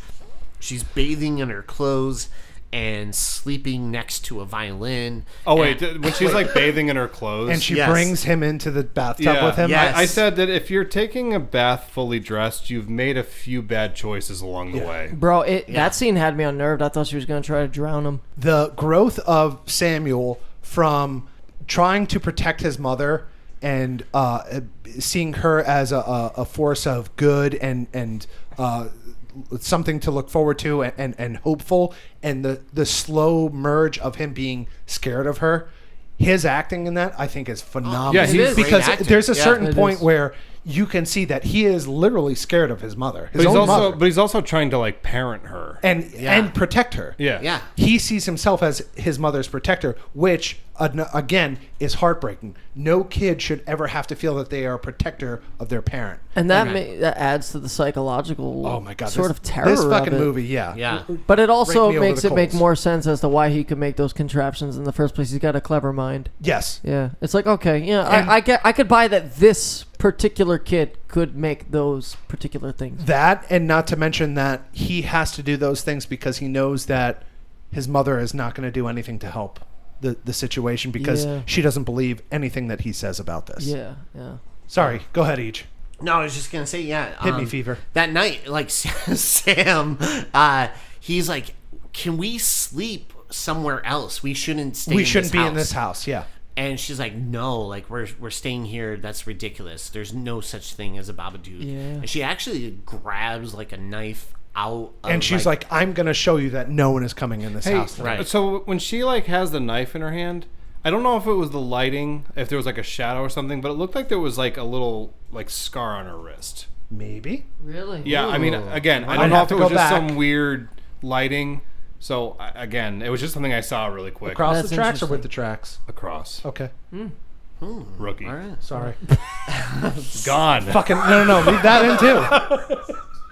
And so at one point, Sam tries to call Mrs. Roach, the old lady next door.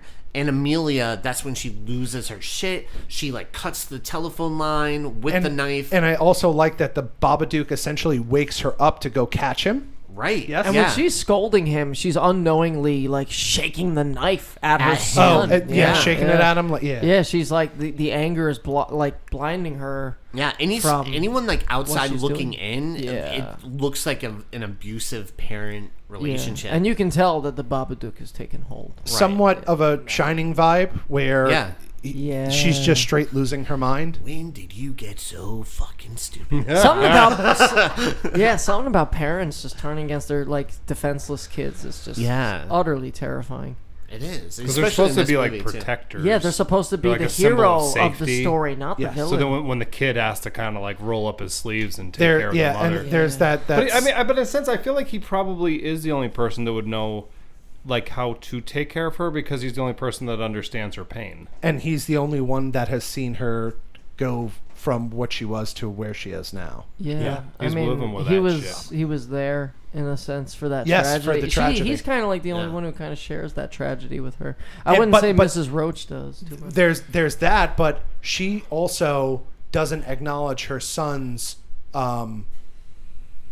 relationship with the father, because he didn't have one. But even though it technically is his father, but she's never going to allow him to have that relationship. Yeah, there's like a spite against him to have that, but it's just all the more unfair to the kid because that's his because dad. they're kids and they don't know. They don't know any better. That's his father too. I mean, a kid should have a dad, right? Yeah. Well, not him though. What? Get wrecked.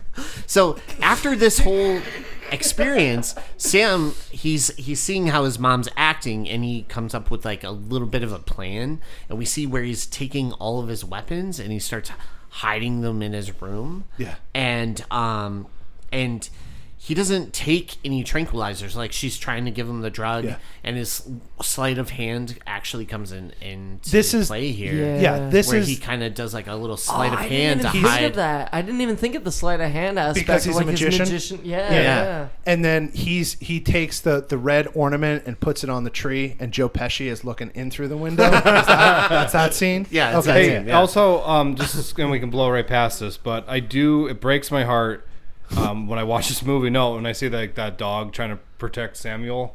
That dog's always like keeping an eye on that mom. There's a part where they're like cuddled up together. I was going to say there's a scene where he's laying on the couch. Yeah. And Sam's back is turned, and the dog is laying across his body and staring at the mother. He's looking right at her because he recognizes the monster inside.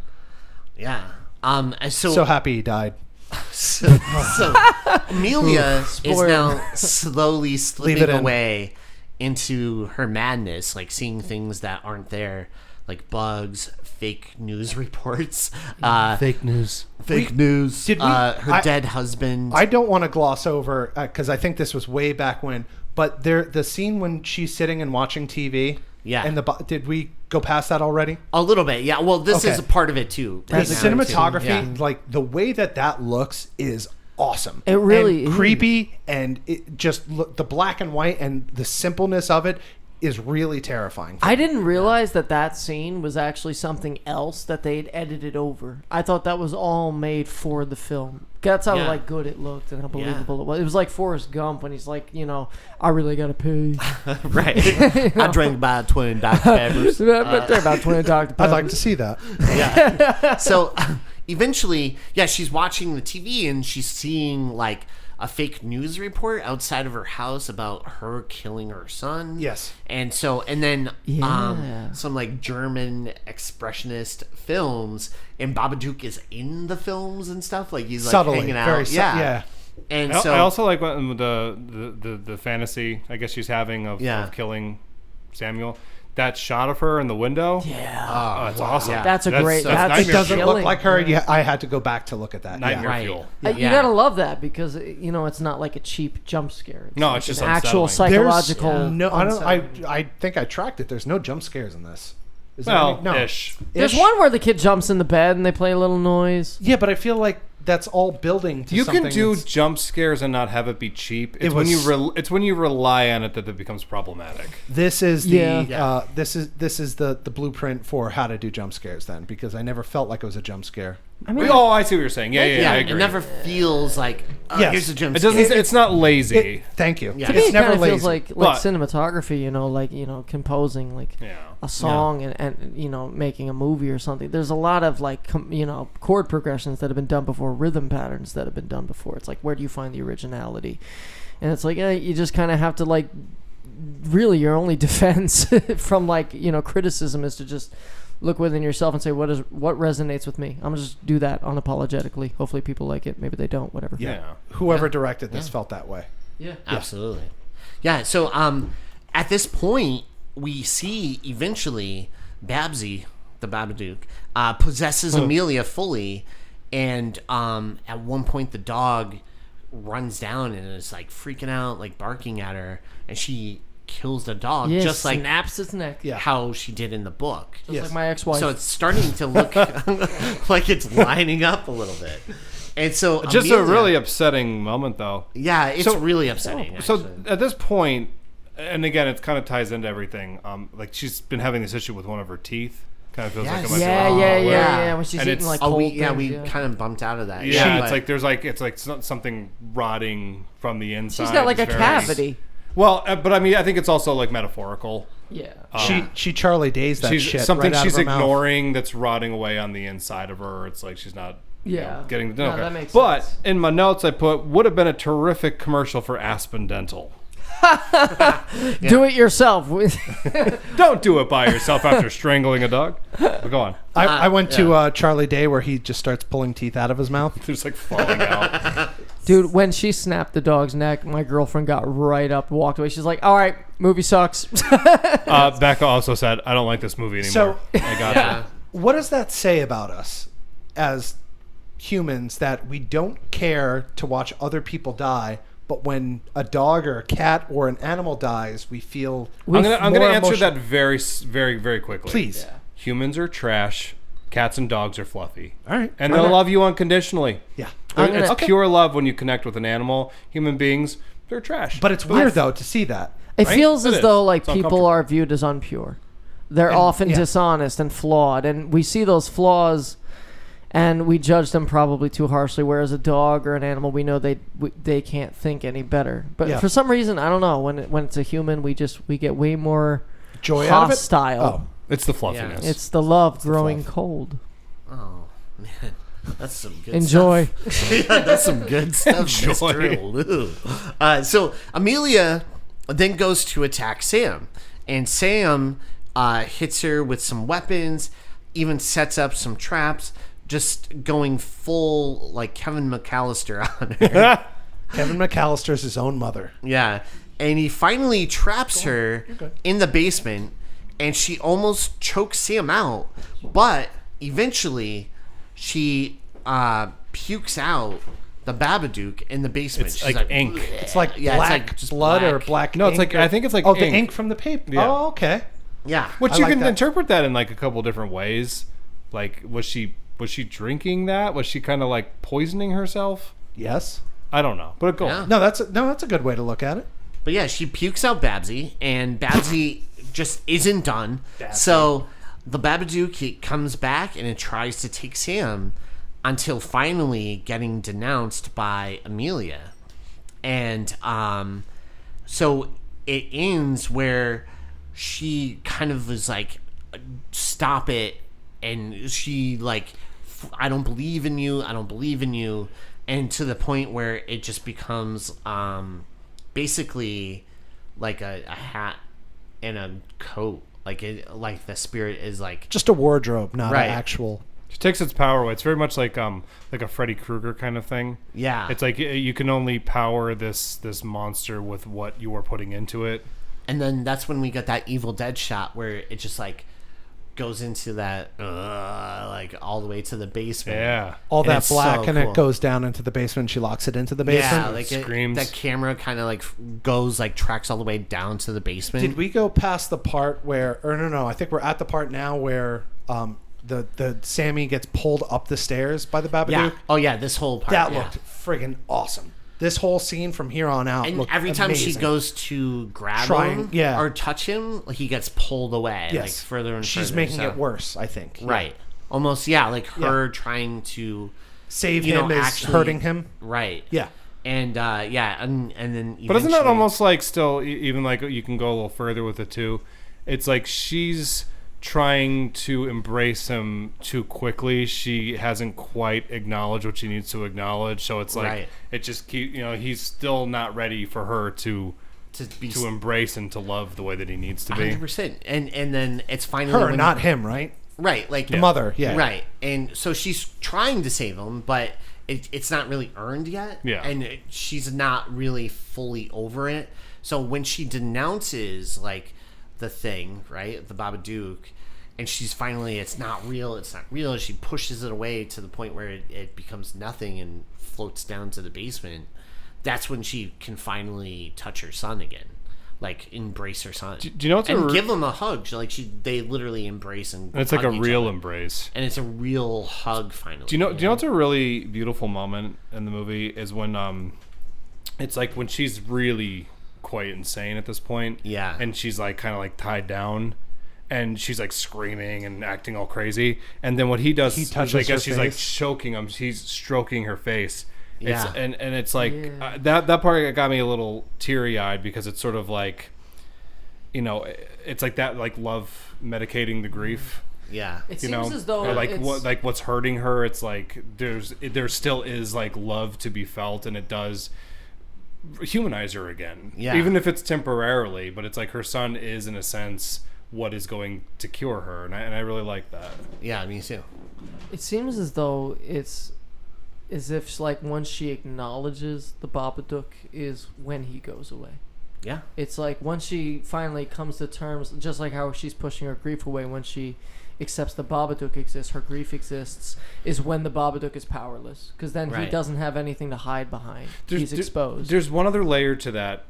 So many layers to this. Well, what really makes this work for me, and this will probably carry us further along to the end, is that it's not necessarily about defeating grief, because your grief is always going to be there.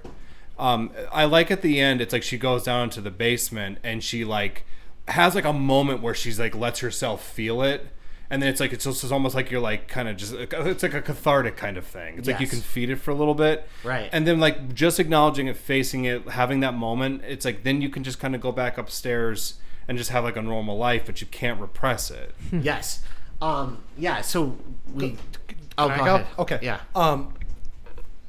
Not to make this personal, but I've dealt with anxiety and depression, and I love the phrase that she used, like when she tries to shy him away from going down, but she goes down herself, and she's essentially attacked. Yeah. While she's down there, and when she comes back up and she's out in the garden, she's talking to Sam, and he's like, "How was it today?" And she says something along the lines of, "He wasn't that bad today." Which, when you saw how she was treated, it kind of was bad. But I love the idea that, like, when you're dealing with depression and loss and grief and stuff like that, you have good days and you have bad days. And while it looked really rough, she put on this face for her son that, like, it wasn't that bad of a day. He wasn't that mean to me, where, in fact, it was essentially mean to her and it took a lot out of her. And I feel like that's what is a lot of depression, is that people try to bury it down so much, and literally we say it all the time, just push it down.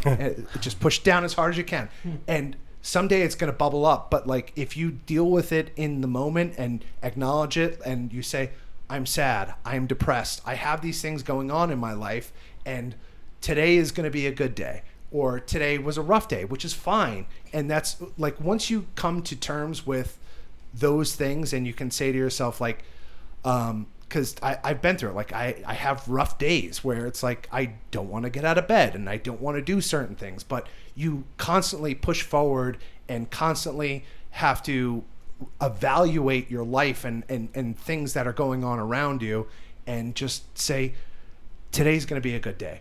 Whether or not I'm having a bad day, it's my choice now to make it a good day. And I just really respected that about this movie. And sorry for being long-winded on that. Sorry. You're good. Go ahead. No, that was really good. I wake up and I decide to have an awful, awful day. And I show up and I get mad and I punch my coworker right in the mouth. As you do, as one does. That's one does. And that's why you don't have Gizmo.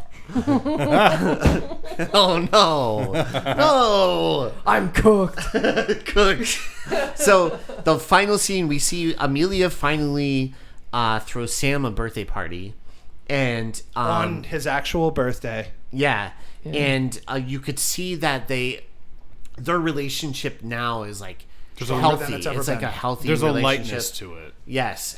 Even though she's wearing like lighter colors, there's like other things that you could just see a lightness there. It looks like she didn't brush her hair with a pork chop. Right. Yeah.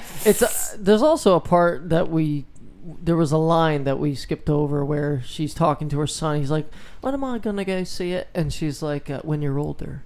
Oh, It's as if like when That's you so come good. of I was gonna age, bring it- you'll Yeah. acknowledge your own grief. I was gonna. Well, Yeah. I was gonna bring that up too because I feel like she's prepping him for what like, actually happened? Well, that, but I also think that there is still a like mental illness in her, and I think that it's also but whatever it is also in her son as well. And it's like someday you'll experience your own Babadook. I also think that she is realizing at this point that a lot of his trauma is from her. Well. Like she created a majority of his trauma. Oh, Yeah. Because the father not being there is one part thing, of it, but she never like, it's not- acknowledges to him that yes, this was your father. This is who he was. Right, but not having it isn't really trauma, right? Like, because he never experienced the loss of his father, but Only through his the mother. grief of the mother. Yes. Yeah. So the final scene, I already we see showed him. where she goes He's down, excited. and she goes down to the basement. She brings like a bowl of worms and dirt, and she actually brings it to the Babadook. And what is that metaphor? Yeah, what is that? That's What- like, I mean, the- you still have to acknowledge. No. and But why fear. worms? I get that, but Yeah. why worms? Well, worms and Dirt. Yeah. Oreos. Is it something that like she's cultivating this garden, she's creating new life, and she's pulling stuff from the dirt to feed? I don't know. I can't wrap my head around that. I did one yet. see an interesting insight where the worms are coming up from the grave of the dog. Oh, Yeah, so the so- dog is feeding the Babadook essentially. The dog's still Even still from on beyond the grind. grave. I did notice Still that. giving. Did you Yeah. notice the dog's grave in the backyard when she's digging Yeah. up? Yeah, Yeah.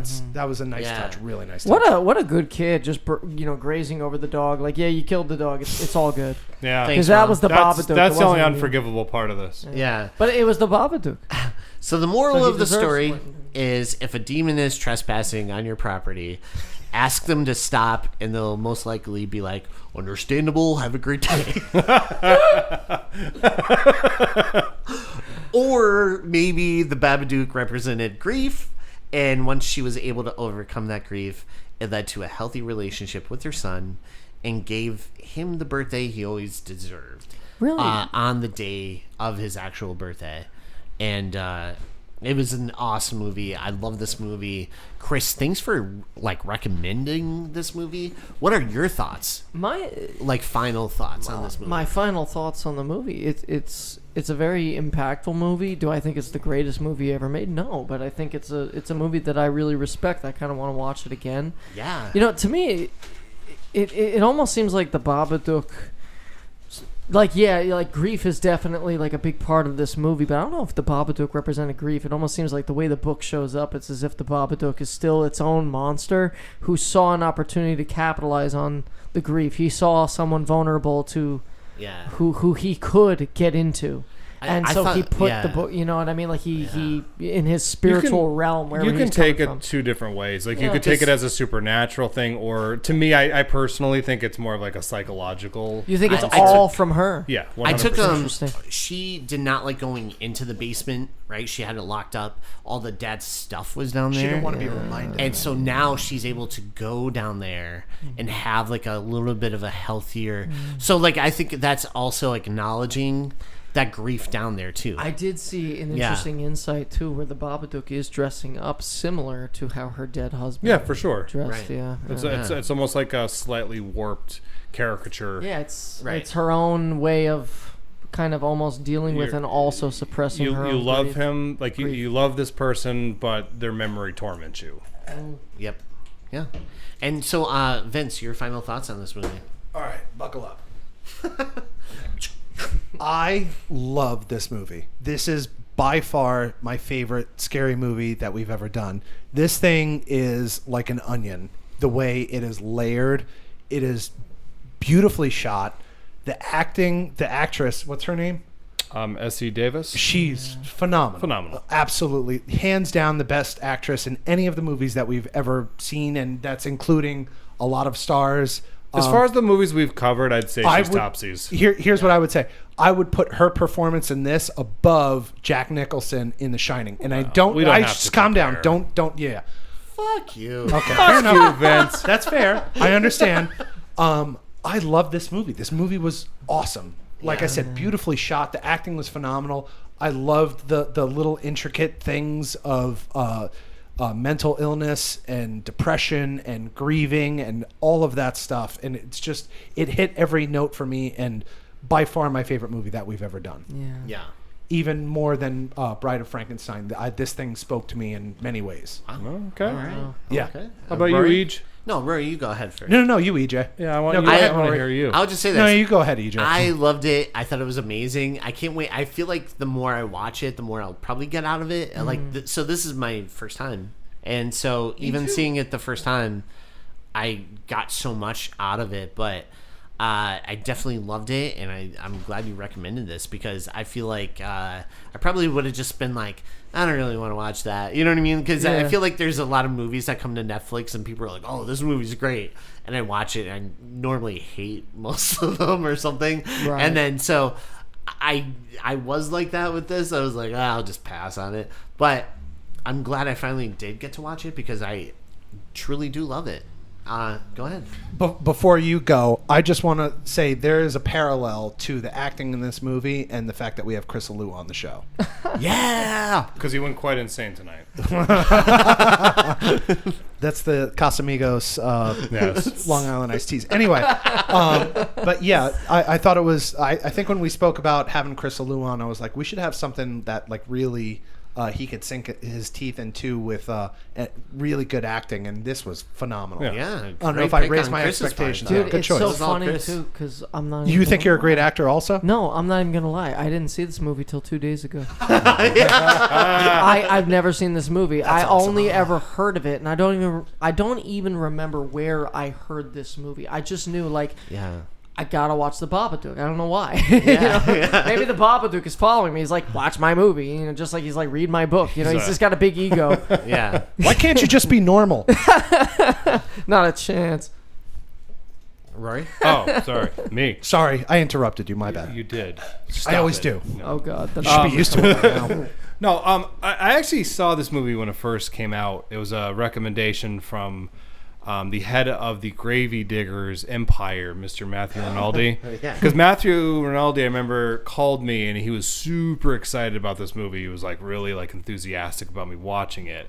And I remember seeing it and just being incredibly impressed with it, because I loved kind of like what you said, Vince, what you said about like they're like an onion. There's a lot of layers to it, and I think it's one of those really interesting movies, because I know you were saying you were thinking of it more of like a supernatural type of thing. Yeah. But for me, it was like when I was watching, I'm like, oh, this is just like a really wonderful metaphor for just like the damaging effects of not dealing with grief, or like repressing things, and how it can hurt you, and how it can actually radiate and like hurt the people in your life, and it can just very slowly, like a cavity, like in her mouth, it can really just start to rot you from the inside. And really the only cure is kind of ripping it out, you know? Yeah. I also remember this was maybe one of the earliest times I ever heard somebody use the very condescending term elevated horror. Because I fucking hate that. Like, oh, this is smart horror. It's like, I'm gonna note that and use that in further future episodes. It's annoying. Elevated horror. Because like the definition of like Use it in, elevated like, horror, it's a recipes at subgenre of horror film that combines formal innovation and artistic experimentation. And I'm like, so is Evil Dead 2 fucking elevated horror? Or is that just another way just to take away something from the genre when it's really good? Right. But anyway, I Is that a backhanded compliment? kind of. Okay. Yeah. Elevated horror. It's like, oh, it's not that kind of horror. It's good horror. But anyway, it's smart people horror. Yeah. Like, Jesus. It's a snobby term. It's a very It does snobby term. make me wonder, like, is art when it's as if it's an onion, like, does that make it better? Or does that make it more alienating to a certain majority? You know what I mean? Like, I wonder. Are you what's saying, better? do you want to dig through things to find Yeah, more like, beauty in what's it? Or- better? A song you have to listen to 3 times or just once and then you're done? The answer is yes. Because art is amazing when it hits, when it works. Yeah. You know what I And mean? it's Like subjective, yeah, too. it's It's completely subjective. It's like you could watch something like The Babadook, but then also watch like Night of the Demons. Hell yeah. And like they're completely different movies, but boy, they elicit joy from me. To just say like one is better than the other is obnoxious. But I would 100% recommend this movie, and Essie Davis, 100%, one of my favorite performances in a horror film. I think it's a pitch perfect one. But with that being said, guys, let's move on to plugs. All right. So, Chris, do you have anything you would like to plug? Any projects, any movies you're working on, any plays coming up? Yes. Go for it, man. Yes. No, I've got. I did do a film recently with the Marywood Film University. Yes. Actually. Yeah, my friend Macy was like telling me Yeah, about it. yeah. I recommended you. Yeah. Oh, to Macy, right? Yeah. Yeah. I was like, I know a guy. Yeah. Yeah. It was called Everything Worth Remembering, and it was with the Marywood University. You should check it out. It's And a Dave nice. Spitzer's in it, right? Dave Spitzer. Was Yeah, he? Dave Yeah. Spitzer's in Yeah. it too. Yeah, Dave Spitzer. Joanne or Joanne. I'm sorry, Joanne or Joanne, if I screwed your name here. Joanne Nan. Blame it on The Casamigos. blame it on the passage of time and the Long Island iced tea that Yeah. I've had. But it's a good film. It's you know? heat and alcohol. Yeah. Yeah. That's what I'm going to blame it on. And for of you. course, Sounds from the Hallway that I made. Where can they find that? They can find that on YouTube Music, Spotify, and Apple Music Apple as Music. well. What's your personal favorite track from that? my personal favorite track? Probably All Right, I'm Alone. Yeah. Me too. Because similar to what you said, like the way it's sung, and I'm not even trying to talk about myself here, but like, you know, Please do. no, but like, you know, it's a story song similar to Daniel Gray, but it's one that just resonates with me more. Maybe it's the progression, the melody, maybe it's both, and it's also just the way it's sung. I remember I was really feeling something when I wrote that one, so that one in particular. Yeah. So, Chris, would it be cool if you maybe performed your song for us tonight? Oh, dude, I would love to. Yeah. All right, awesome. let's So do that. we're gonna- Revelations? Yeah. Yeah, let's do that. Here to perform the hit song Revelations, Mr. Christopher Liu. Woo!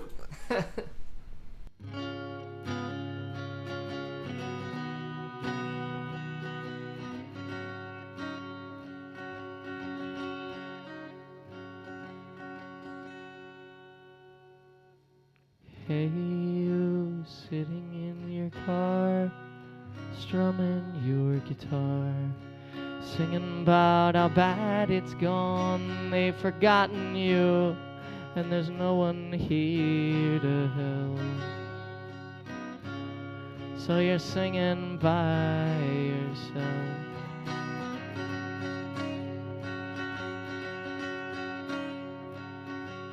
Hey, I need to let go. Hey, I need to let go. Hey, I need to let go. Hey, I need to let go.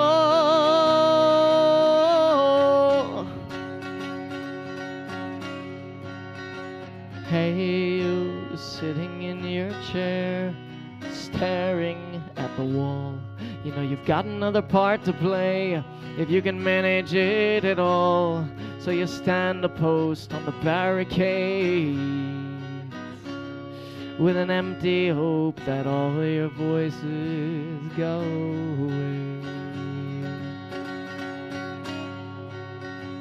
Hey, I need to let go. Hey, I need to let go. Hey, I need to let go. Hey, I need to let go.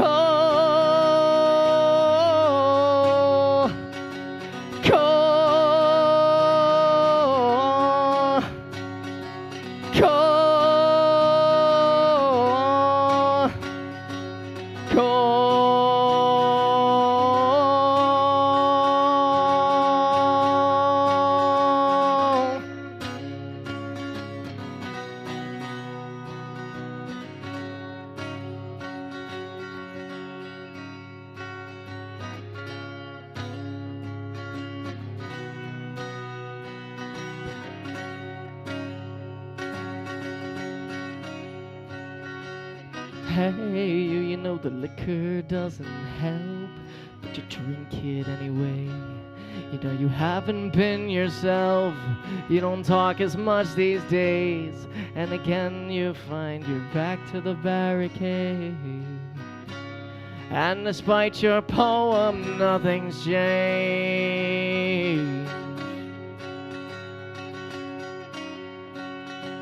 Hey, I need to let go. Hey, I need to let go. Hey, I need to let go. Hey, I need to let go.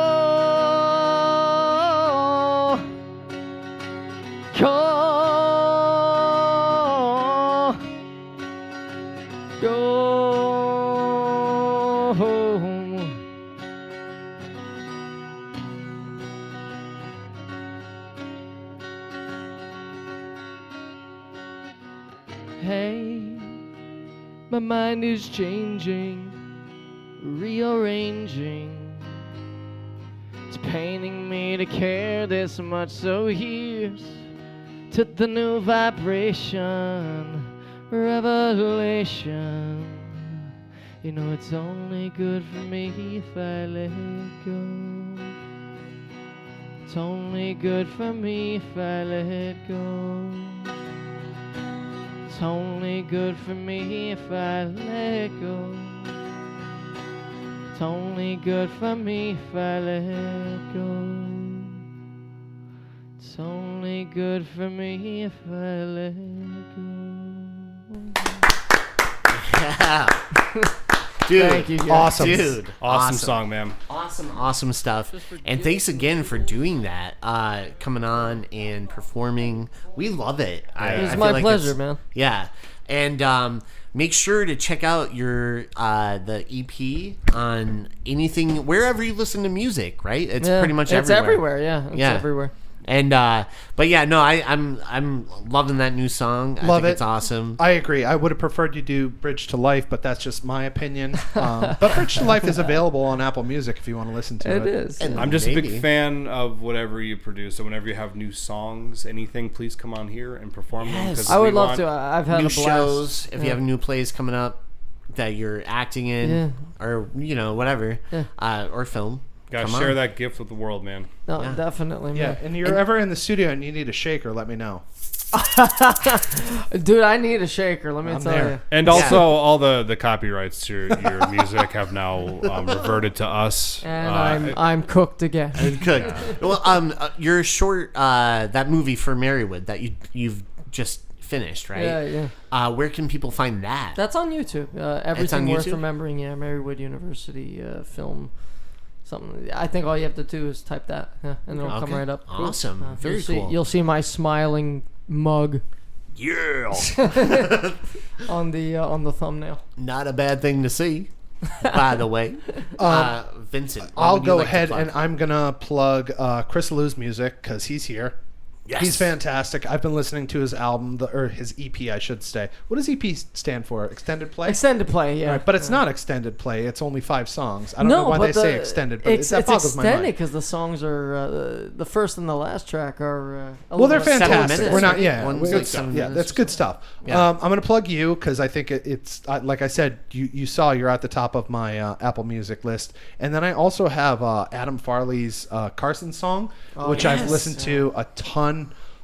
Lately, so played good. it for my kids as we were, and my kids and my wife as we were driving to Kalahari this week. Did you get into a car accident because you couldn't see from all the tears? Yes. Well, no. I had my wife wipe the tears because that's what she does. Just she's got a dab, like surgeon's assistant. Gotcha. You know, I Okay. say sweat, she wipes it. It's, Right. it's I'm a gonna whole listen thing. to that one on the ride home. Yeah. It's pretty it's a good. banger. It's such a great. It's really beautifully good. written song. All of his stuff is really good. We have a lot of talented people. We got him. We got Jon Snow.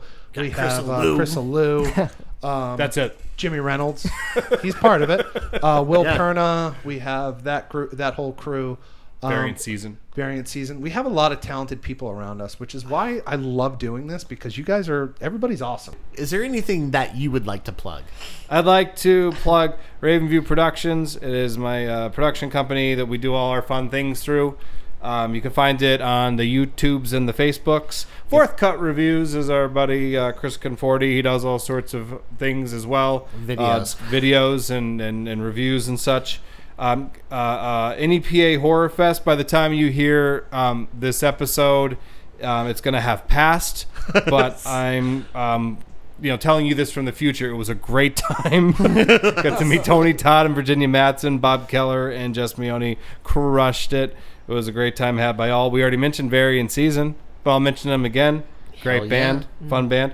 Gravy Diggers, Mr. Matthew Rinaldi. Once again, just thank you for shortening my lifespan a little bit. And then finally, the kitties of NEPA Pet Rescue. That's where all the magic's happening. You can look them up on Facebook. You should, in fact, look them up on Facebook because you yourself can stop being a selfish prick and do something for someone else that's not you. You can go and save cats. You can buy them stuff. Like some cats, they like expensive cars, and sometimes they like to wear little Rolexes, and you can actually help them get these things. So look them up. Kitties of NEPA Pet Rescue. Donate your time or your money. Donate your time, money. And hey, you might even walk out with your very own version of Baby Ella Cat, like I did. So that's all the plugs that I have, and I would like to just say that I did not enjoy a single second of this episode with the people that I'm sitting at this table with. Fair enough. I mean, frankly, I didn't either. Yeah, you and I looked at each other at one point like, you want to get out of here. But that's what the acting. That's what where the acting kicks in. Yeah. I would like to plug Adam Farley Music, of course. NEPA Movie Maniacs with friend Joe Petito and the Vinch. Also, New Metal Messiah, Jon Snow. Check out the Eastern Tribute Collective, where he is the head of like man in 18 showbiz. bands. Yeah. 19 now. 19? Yeah. So he has a bunch of stuff coming up, a bunch of shows if you want to go on there. Also, check out Adam Farley's music. He has a bunch of shows coming out. You could find him on Instagram or YouTube. But on Instagram, he posted a bunch of shows that he has coming up. Also, of course, he's here, but Christopher Liu. Check out his EP. It's on Spotify, iTunes, anywhere you are listening to music. It's Sounds available. from the Hallway? Yeah. And I love that album. it's a great EP. It has some Billy Joel vibes, I would say. Oh, thank you. That's a big inspiration. You say Billy Joel, I think Ben Folds, but that's me. Oh, I gotta look into Ben Folds. I love Ben Folds. Do you know? Listen to Ben Folds? Never heard of him. You've never heard of Ben Folds Never 5? till this very moment. I'm going to believe choke that. you. Sounds like the kind of conversation you'd have off air. You are absolutely right, Rory. All right, so Ben Folds 5 came out in 1996. Oh, no. All right, no. Here's and then we can move on past this. Ben Folds 5, Whatever and Ever, Amen, one of the greatest albums of all time. Put it on, press play, listen to the entire thing. Okay. Fantastic. After Ben Folds Adam 5, Farley, I will Whatever listen and to Ever, Ben Amen. Folds. Check it out. Yeah. Go ahead. Sorry, Eej. Do you like them Fever. better than the Deftones? I swear to God, I'll choke you too. Deftones. Everyone's getting the choke. Everyone. Hey, what about those emojis? Yeah, so let's get into one thing we like to do. We like to rate a movie by emojis. So are there any emojis? Vince, let's have you start us off. Great idea. All right. I have to dig. Oh, I'll go first. I'll go There, first. attaboy. I'll go I got after you. I got my emojis Go ahead. all ready to go. Mojed. Boom. First off, I got a red book because of the Babadook. Yeah. Dook. And then I got a knife because the mom, that was her weapon of choice. And then I have a dog for actor Paul Newman, who is the star of this movie. I had a in bottle my of ranch eyes. dressing for that. Hey, I have some very similar emojis. I have a top hat. Ooh. That's in there. I got a woof woof Yeah. because that puppy was fucking cute. There's a knife like you had because the mom was wielding one. Right. I got that red book that actually does look like the book. Yeah, doesn't it really does. Right there. See? Yeah. Wow. What I got a kangaroo because there was a kangaroo on the TV at one point. Yeah, see. Yeah. And also I got a horse. There wasn't a horse in this movie, but at one point while I was watching it, I was thinking, I'm like, man, remember that movie Spirit? Yeah. Yeah. So I put a horse there. And what's great is that I can do whatever I want, and you can't stop me. Yeah, all you're about editing you, it. Vince. It's all okay. That's fair. I have a roach, I have a firecracker, and I have not one, not two, but thrice thumbs up because I love this movie. Cool. Like this is 100% one of my favorites that we've ever done. Agreed. One thumbs up would have been fine. No, 3. Okay. I got the knife. I got the book. I got the vomit emoji. How did okay. Yes. Was and it I got black? the roach. All right. Yeah. My phone's off. Okay. I'm gonna be frank. It takes about 5 minutes for this sucker to turn on. Okay. I'm winging it here. What do you have, an iPhone 5? Show business, baby. I'm stealing ideas shamelessly. I got the Babadook emoji. Okay. Does it exist? No. We said emojis, and I saw you start sweating, and it wasn't from the heat. You're like, oh shit, I'm not I got prepared. the top hat, and I do have the vomit emoji because she vomits the black. She does. Yeah, she vomits. Ink. She vomits the black ink blood. Sure. Yeah. Oh. Yeah, that's a good. Shout out to Rory because he Hollywooded the microphone for Chris Alou the entire episode. That was impressive. I did. Yeah. I'm surprised your arms aren't. My arms hurt. Yes. Yeah. So, With that being said, Christopher Lou, thank you for coming on. Thanks for being a guest. Please come back anytime you want. Absolutely. You're fantastic. Yeah, we love having you. Yeah, it was awesome hanging out and talking movies with you. Hell yeah, that was a blast. Next time maybe we'll do Hereditary or something. I don't know. If you and maybe guys haven't next already time we'll done say it. something nice about you. Oh yeah, I mean that would be nice. You know, Yeah. my self-confidence needs. Isn't it adorable? He thinks there's going to be a next time. Oh, 100%. You're coming back. No, and next time you could probably do another song and stuff too. Yeah. Yeah. Maybe this time I'll Bridge do it to Life? good. Song from Yeah. the hallway. No, you were Yeah. good, man. No, thank you. No, And I'll do something. I say it right now. Piano next time. Let's have you come here to do an open mic or even just a set. That sounds amazing. Yeah. Yeah. No, I'll bring the can the do that. keys. I've been playing piano more than I've been Go. playing guitar. Hell yeah. Maybe let's do it. maybe a team up of Chris Alou and Adam Farley. Ah, We got like a we got to 1-2 get shot? Vince on here with the shaker. Now we're talking. Now That's it actually- ain't a song. Vince without actually the has like a tail like a rattlesnake. It does, man. That's actually what Dude, that was. I got like a cowboy song. It'd be perfect. For Okay, that. good. Yeah. I'm in, man. Cool. Yippee yippee cowboy. Howdy. All right, so anyways, no, thank you so much for coming on, being a guest, recommending this great movie. Yes. I loved it.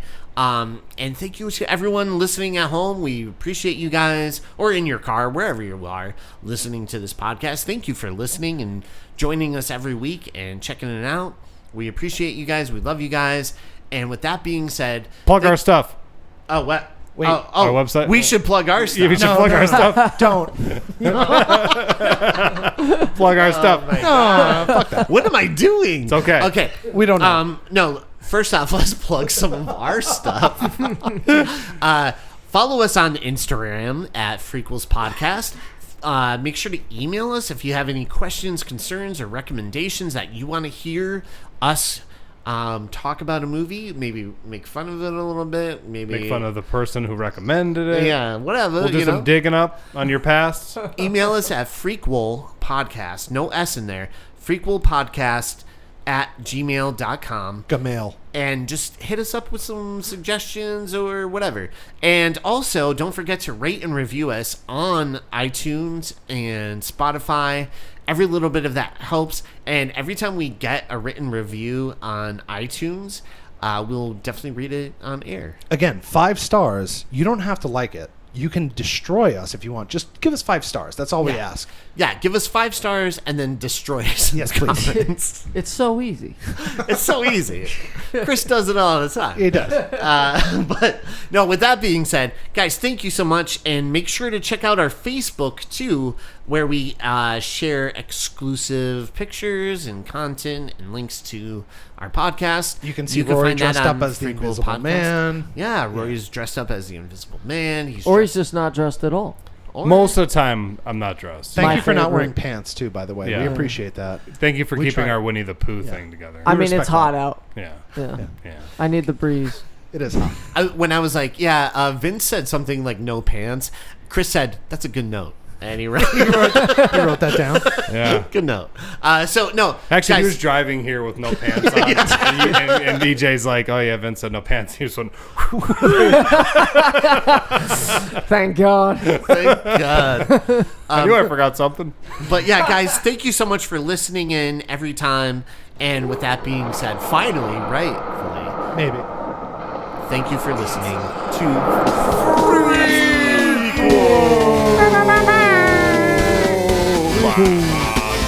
Gizmo, no. Graham cracker.